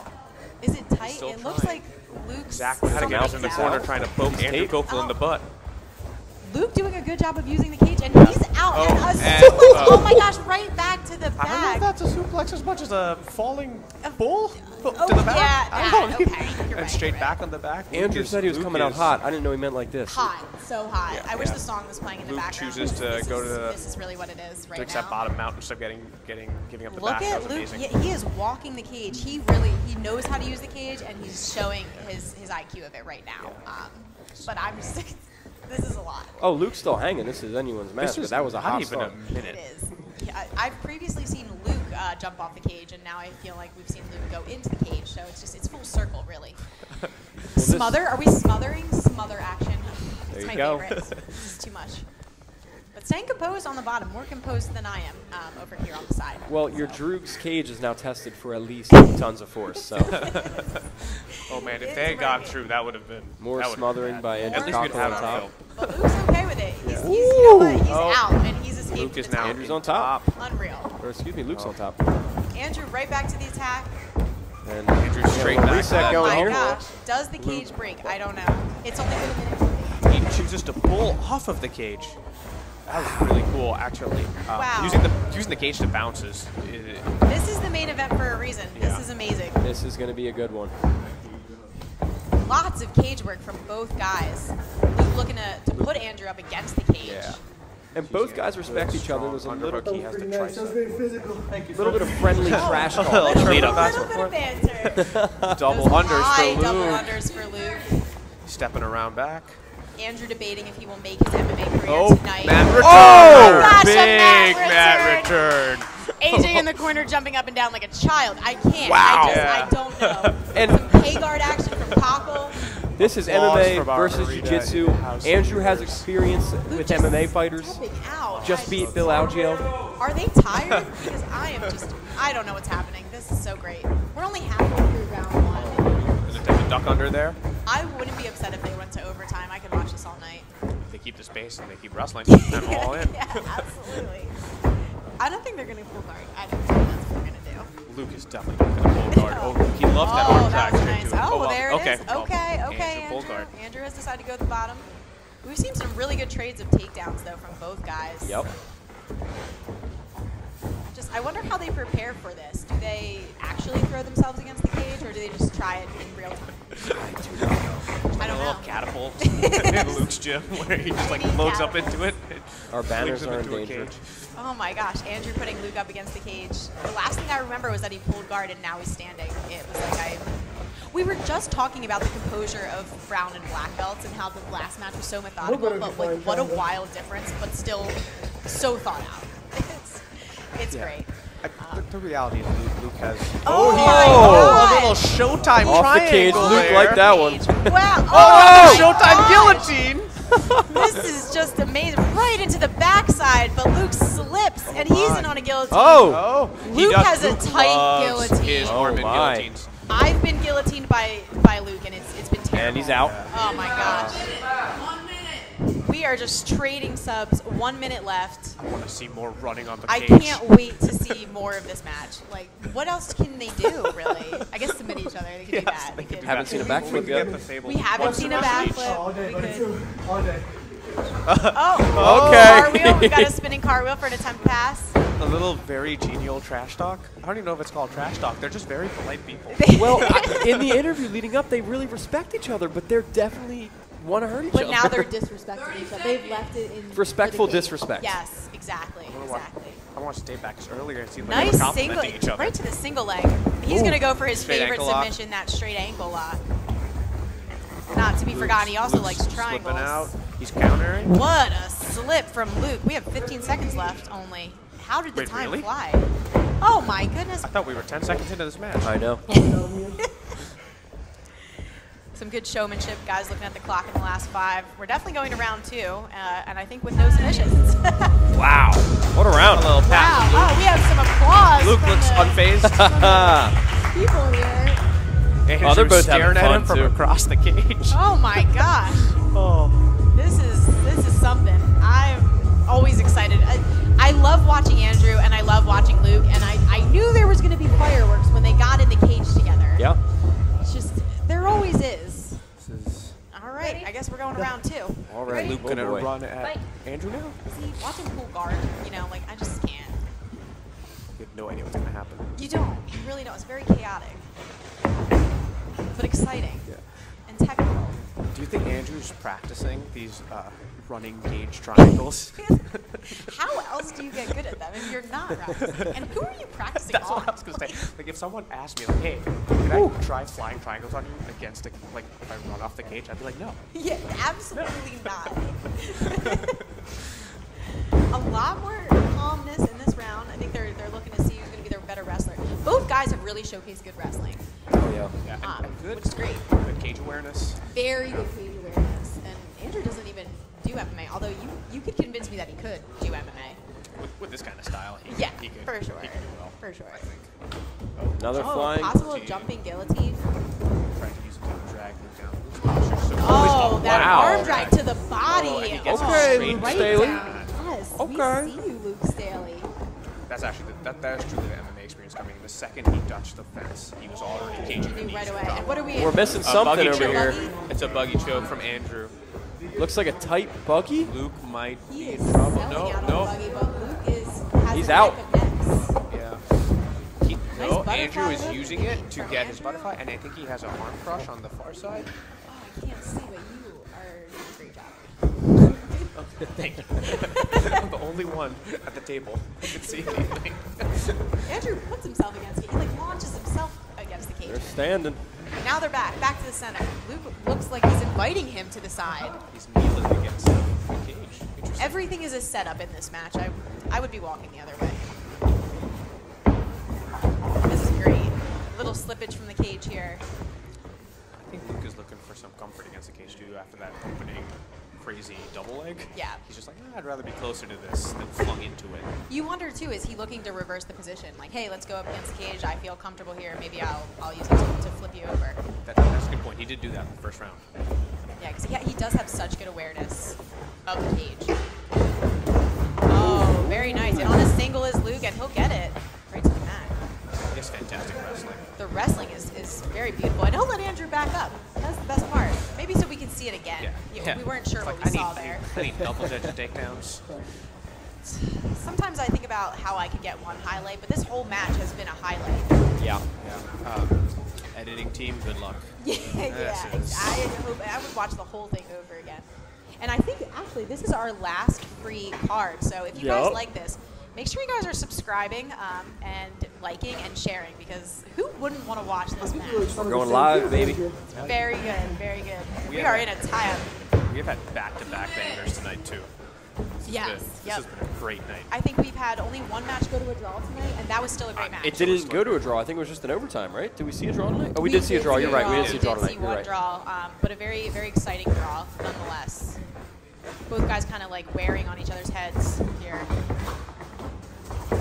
Oh my goodness! A little bit. It almost looked like he took a face to the knee there. Coming up on a minute and a half. Andrew in a double. Andrew in on his own leg. You know, Luke really loves that head and arm control from front positions. He's done it in his MMA fights. He's done it in jiu-jitsu. I think he was showing a lot of awareness. For sure. The second his head and arm is trapped, he is getting out of there. Luke really looking to shoot again. Oh, got to get the cameraman out of the way. Camera's in the way. He is in the way. I think what I also really like is sometimes when we get MMA guys in here, they have such an MMA-esque game that they almost lack jiu-jitsu, but Luke showcases the best of both worlds, like MMA for jiu-jitsu, and I think that's really exciting. And Andrew matches his pace like beautifully. It's a very interesting style clash-up because they have a lot of similarities and a lot of differences. Like, grappling for MMA can be very different than traditional jiu-jitsu. Yes. But, like, when you got the cage, you give them back an element, and I think that also helps a lot. Yeah, for sure. Some of those moves, I mean, they both utilized it, really. Yeah. Luke taking a slight look at the clock here. I think we're coming up on the last 30 seconds with no submissions so far. So we're going to be heading into round 3 either way, but potentially with somebody that can take the whole thing in round 3. Andrew more than content to stay on the feet too, which I can really respect. Of course, as he pulls guard. Oh, he just mud stepped right out of that. That was really nice. I don't know if anybody knows or noticed Andrew's fingers taped. Did anybody watch finishers? I didn't watch. I saw the injury. Oh, there was an injury there. His finger got dislocated, pulled out, broken, something. It was like, look. But then I do believe last night he actually took home $1,000 in another super fight. So how much is he competing? So he obviously does not care about his finger because he has 9 more. Decided in overtime. Really? So we'll see. We'll see. All right. So Luke's a little on it. This is overtime now. Sudden death, no submissions. No submissions, round 3. Heavy collar ties, heavy tie-ups, which makes me feel like there could be something jumping in the future. Or maybe a Russian. I've never seen Andrew Kochel wrestle this much in person. Actually, I don't think I have either, that's a good point. But he looks good doing it. He does, yeah. Yeah. Very nice drag. That was a good snap. Immediately gets his back to the cage. So smart. And what's interesting that I didn't even think of is Luke is he's a purple belt. Again, going against Andrew here, but is he really a purple belt? Like, why? I mean, these belts these days, they're fake. We've seen CJ go toe-to-toe with Andrew for 15 minutes. Yeah, that's true. That's true. Another purple belt. Looks like Andrew's trying to wrap around in the back here. I'd say Andrew was probably in the same boat when he was a purple belt, to be quite honest. I mean, these guys they're high level. They know what they're doing. A little bit of a cheese grater almost. A little bit. Scrape that back up. Yeah, let's take off the shirt and see what it looks like. This is the third round. You can pull guard now if you want. I want to see what these takedowns A little bit of polite shit talking. I'm enjoying this. This is great. Luke asking Andrew to pull guard. That's amazing. Mental jiu-jitsu there. Some grueling wrestling. Mental jiu-jitsu is definitely a thing. You know, if somebody says the wrong thing, they could definitely get into your head. Yeah. It's like the pink elephant thing, you know? Don't think about pink elephant. Keep my card pulling. Don't think about card pulling. They are utilizing the whole cage, the entire cage. Andrew is trying so hard to use that collar tie, but his back is ramrod straight. His ability to get to the side it's amazing. Ooh, and the pool, there goes the pool in open space. Got what he wanted. Not stupid. He made sure he was not on the cage, for sure. And we're already halfway through round 3. I'm more than content for this to go to yeah, overtime. that's fine with me. But I also do want to see a submission in overtime. That's the ideal. Yeah, that would be good. That would be good. One more time to watch these guys go at it. We've seen Luke's had a couple looks at guillotines. I think right at the very end when we were talking in round 2, he was trying to land there. And Andrew has had some really good pulls into single leg X with straight foot locks. So they're definitely throwing their best games out there. Luke checking the clock. Halfway through our final round. How do you explain this to somebody that doesn't know what jiu-jitsu is and they've just watched this match? I actually think this match is probably the best one to ever show someone who has some training. Because you basically know what's going on the whole way through. So 2 people just going at each other really hard and trying to kill each other. Fair enough. To kill each other. I can appreciate that. Thinking Andrew possibly considering a shin-to-shin to a pull. Ooh, Luke in on the neck, jump. very forward in on the neck. Does he have the angle though with his right arm? His elbow looks a little off. He could use it though to pass, which is he passed? Oh, I think he's going for it. Oh, Andrew's out. Andrew's out. A little cradle action. Luckily for the cameraman, there is a fence. Thank and Luke's goodness. still hunting the guillotine. He's back on the neck, and that is something he's known for. So that would be an option. Maybe are we at a Dars? So we had an arm and guillotine. I could imagine two things. One, he finishes, or two, his arms get too tired and Andrew escapes.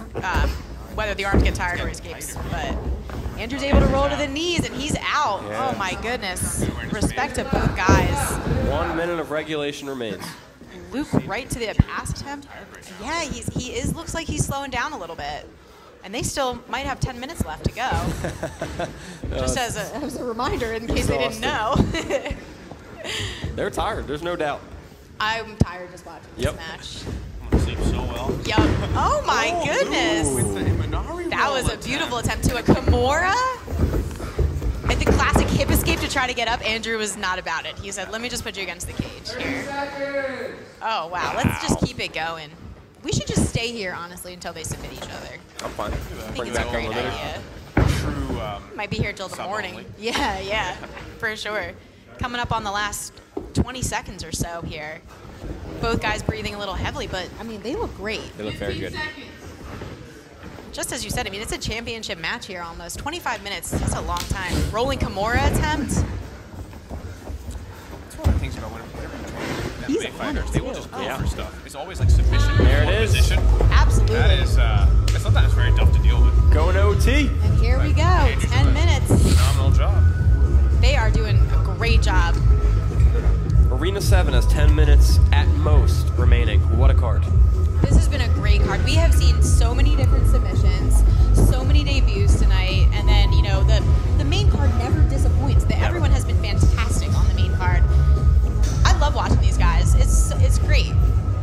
Our only draw so far was also amazing. Yeah, absolutely. Here we go, jumping right into overtime. I don't know what to expect. I don't either. Does it come down to who's more tired at this point? Who's got more mental and physical toughness? I think they're similar in skill here. Yeah. I think somebody's going to need to go for something or capitalize on a mistake. I will tell you this, though. Instagram had Andrew at 76%, so I'd say it's a little bit more even than the poll. Oh, Luke's in a win-win right here. Even if he ends up losing this match, he has won because he has proved himself. He looks great. Winning our hearts and minds. Winning our hearts. Oh, Andrew's hopping on a... But Luke climbing the cage. Andrew MMA in on the neck boys. himself. Oh my goodness. This angle looks pretty tight, but Yeah, it looks tight. It looks this tight. angle also man. looks tight. I hear the breathing, he might be out. the hand. I feel like his hand's moving and he is climbing, but He's squeezing. it could be tight. And we're only 55 seconds into this overtime. You can hear the breathing. Yeah, you could just cook him in this position for a little bit, you know? Yeah, can't squeeze for 10 minutes, but you can certainly lay your body on them. Yep. You don't even have to wrap it up all the way. Nope. And Andrew's doing a great job of keeping his feet on the cage to keep Luke away from the cage, which is so smart. Looks like Andrew's going to try something different. Oh, way to roll through and re-guard. Beautiful. Right into the close guard. Andrew more than willing to accept. I think the biggest thing about these kind of fights is who can pull it out in the end. The very end. in the match. I could last longer than 10 minutes. Luke says he can go longer than 10 minutes, so I'm expecting to see some wildness from him. And that's exactly what I was going to say. You know, you just have to have more grit. He's like, let me shoot at you. Oh, my goodness. Andrew in on a guillotine. Luke trying to pass. Sometimes grit is the name of Arena Grappling. It really is. Oh, he's going for the Kimura. Almost passed, but Andrew, great regard. Very nice. 8 minutes left here. Little slow, little breathing, but still looking good. Both guys looking good. Andrew thinking maybe shin to shin. So he had a beautiful shin to shin single leg X pull earlier. It was quite pretty. Recently on Fury, he also used that to submit Bill Alger. Yes, his match. What was the match? like a minute against Bill Algio. Yeah, it was very tight. It was so fast. I forgot about that. He's really been active, Andrew has. But hey, shout out to Luke. He's a new dad, so he's keeping busy in different ways. Yeah, but that's that dad strength. It's the dad. Does he have the? Is the dad strength? It's definitely an advantage. The older, the better. I mean, we did see on the previous co-main event, it was 41 and 31. They were very strong. Oh my gosh, the step over. Did you guys see that? Wow, right to the neck. It was like a knee on neck. Okay. I hope that we replay that later, because if you didn't, you should have. Ooh, almost a surfboard pass, and there it is. There's the pass. Wow. I wish I could do that when I grow up. North-south choke? You think we're going to see another one? Yeah, it would be wild. We saw it earlier. But a back take? Okay, Andrew Kochel, Right. whatever you're doing. Wow. Zach To the also did arm? something similar. Triangle to the arm? Oh, gosh. Oh, my gosh. All right. Explosive pass. Okay. This is beautiful. What a display of submission jiu-jitsu. And escapes. This is great, yeah. And counters. Back to north-south, and we are only 6 minutes left in the match. We got some smother action, double knee on belly. I mean, knee on neck. Sorry, excuse me. This is just amazing. It is always amusing to see you get so excited. I'm just so happy for them, you know. They're just locking up a Darce. A Darce on the bottom. No, I think Luke can probably walk his hips in. Yeah, he's already out of it. Yep. I'd imagine if there was a definition of prison rule jiu-jitsu, it's this. Yeah. It's and Andrew trying to an arm. Bar. He's going to get an arm there if he could. Luke Step over from Luke, wow. recognizing it, It's still and he's out. Wow. Very nice. That was very nice. Yeah, let's hear it. I like that. I like that. The passing of Luke is just... relentless. He is relentless. He is absolutely relentless. I don't even know who's breathing heavier. I just can hear so much breathing. I just hear the breath. And I wish I could offer my inhaler. I do. They're doing great. 5 minutes. Halfway through. We're almost done. Overtime round. Long time, Luke says. Long time. It's the ability to talk yourself into that, right? You know, only focusing on the positives. I love it. The passing again. Oh my gosh. Really putting it on Andrew in this overtime. He is. But hey, Andrew, with any moment, escapes and counters immediately. Yeah. It's like you're never safe. And it's not just one counter. It's like he's chaining The chaining them together. Yep. The recognition from both guys is amazing. I personally would love to see another north-south. I think it's interesting that we've seen one already tonight. We saw two. Two from the same guy. Yeah, technically. But he also had super lats. So just saying. Not that Luke's lats are not amazing. Right. Andrew checking the clock. The submissions. Oh my gosh. That was definitely yes. Oh my, a little bit of MMA in there. Chin on chin. How about Andrew Kochel? Like, how are you able to escape all of these goodness. things? I can't imagine. Is Luke in it on an arm? It looks like I think he has potentially. But his knees are.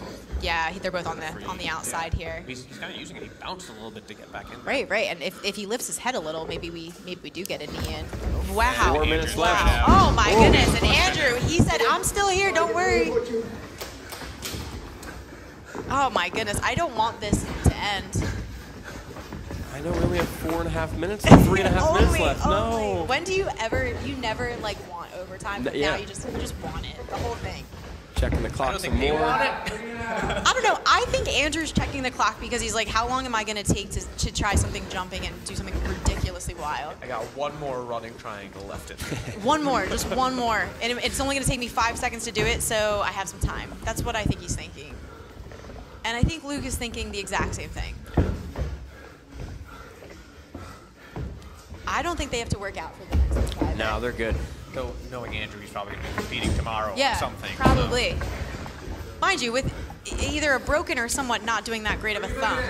He's been hand fighting this whole time. That's true. That's actually a really good point. And Luke has his hand wrapped up. What a clean double. That was so nice. Right into the closed guard, though. And Andrew's got long legs. You're never safe anywhere for these guys. You're never safe. Luke's got some good wrestling, man. It's fun to watch. Luke looks like he's going to back him up into the cage if he can. Andrew sees it, though, opens his guard. so receptive of what's happening. Step around. Andrew's back to turtle. He's gonna. Oh my goodness. Something. Okay. I love this. I like this. This is cool. I could be. This is nice. I could be here for this. Yeah. There's about 2 minutes left. Push a little bit. Shove your feet through. This is The day one lesson tomorrow, Jake. When you start your jiu-jitsu journey, that's You're just gonna be like, get down. I'm getting on your back. okay. Very nice transition by Luke. Quick knee cuts, and he'll take north-south again. But they are right up against the cage, coming up on the last 2 minutes here. Step through again. Just high-stepping his way. Constant high-stepping. But you know, if you're Andrew and you've seen Luke has done that and not submitted you, are you like, okay, pass my guard. Take me down. I don't care. Yeah. I'll buggy choke you for Exactly. You're not safe when you pass my guard. Joke's on you. You know, like I don't know. 90 seconds left. Here come the Hail Marys. I'm glad that this match would have to go to a draw if there's no submission, because there's no way you could pick a winner. I mean, no. You know who the winners are? We're the winners. We are the winners. We are the winners. That was good. That was good. There's we have seen so much tonight. Lots of cage work. Mm-hmm. Great guard pulls. Good display of angles. 1 minute remains in our main event. The knowledge has been amazing. I hope they come back, and I don't even know. I want them to face each other. I want them to face everyone else here. I think they probably could. Just line them up and send them in. I think Zach probably needs a shot with these guys at some point, yes, too. absolutely. Absolutely. This has been absolutely fantastic. Coming in on the last little bit. You might as well go for broke, right? Like, let's just put the kitchen sink there and see what you get. 35. Yeah. Right. Either that or draw. That or draw. Might as well hit a flying guillotine if you can. I'm just saying. The options are always endless. Oh, to the backside.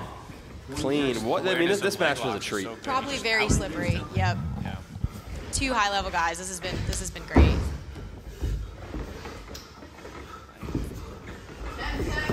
Oh my goodness.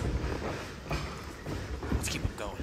Let's just keep going. It's a footlock attempt. A straight last-minute straight footlock attempt. To a draw. 25 minutes.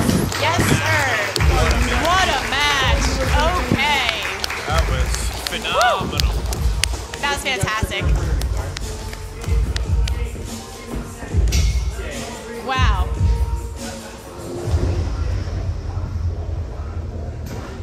Are you allowed to give match of the night to both guys? I mean, it just makes sense to me. Put them both in the magazine. They deserve it. This is definitely performance. I think in many ways this is the fight of the night. This was it was fantastic. It was just fantastic. Like, what else could you do? They did everything they could. Yeah, they tried They were slow, fast, high, low. We saw passing, guard tactics pulls. in the middle to try and make something happen. We saw. In extremely impressive fashion, our main event ends in a draw. Woo! That was some highlights. That was amazing. That was very good. Luke trying to an roll. There's so much awesome stuff here. So much. The first second, they were already flying across the cage. All right, I'm here with one half of tonight's main event, Andrew Kochel. Andrew, we saw a draw. A lot of people, 76% of Instagram, did not expect that to happen. They expected you to win. How do you feel about your performance? Because let me tell you, everybody in this gym was extremely impressed. I felt pretty good. I thought I'd be able to get to more like leg entanglements or switch up the triangles. He had good posture the whole time, and every time I got to like an inside position on the leg, he cleared his knee line immediately. He had very good defense, better than I expected. What was Luke in total more than you were expecting? Did you underestimate him at all? No, I really don't think I did. I did think I'd be able to get to more leg entanglements. I knew he was going to be tough. He has good wrestling. He was very good. I just feel like I didn't execute my game plan well enough in this match. And, you know, a draw, you're 1-0, he was 1-0 before this. Now you're both 1-0-1. Is there a rematch coming sometime, maybe? I'm down if he is, anytime. Well, I'll ask him in a minute, but Andrew Kochel, thank you very much. Congratulations, great match. Yeah, absolutely. Here with Luke Staley, equally as sweaty, gross, but Luke, congrats, man. Great match. And like I said, 76% of Instagram had him winning, dude. In my eyes, this is a win for you tonight. Not just a draw, because you came in here and you shut a lot of people up. No consolation prizes in a one-on-one sport, baby. There's unfinished business. I think Andrew and I both take a different opponent, and then him and I rematch after that for the first ever Arena Grappling title. I think they should have 3 belts, bracketing the weight classes 35 and under, 70 and under, and 70 and above, and I think Andrew and I should fight for that first belt. Hey, like I always say, whether it's 5 people watching, 500 people watching, or 5,000 people watching, all praise to my Lord and Savior, Jesus Christ. Without him, I am nothing. It's not just something I say. Jesus saved my life. One quick shout out, my main training partner, Mr. Colin Bauer, my samurai brother. I love you so much. He's the #1 adult IBJJF ranked blue belt in the world. Beat the #1 blue belt in Brazil, submitted him. He's my main training partner, and he grapples a lot like Kochel. He's mean. I have a lot of respect for that guy. Hey, make jiu-jitsu violent again, baby. I love it. I'm here for it all day. Nothing left to say. Luke Staley, congratulations, man. Great performance. Luke Staley and Andrew Kochel.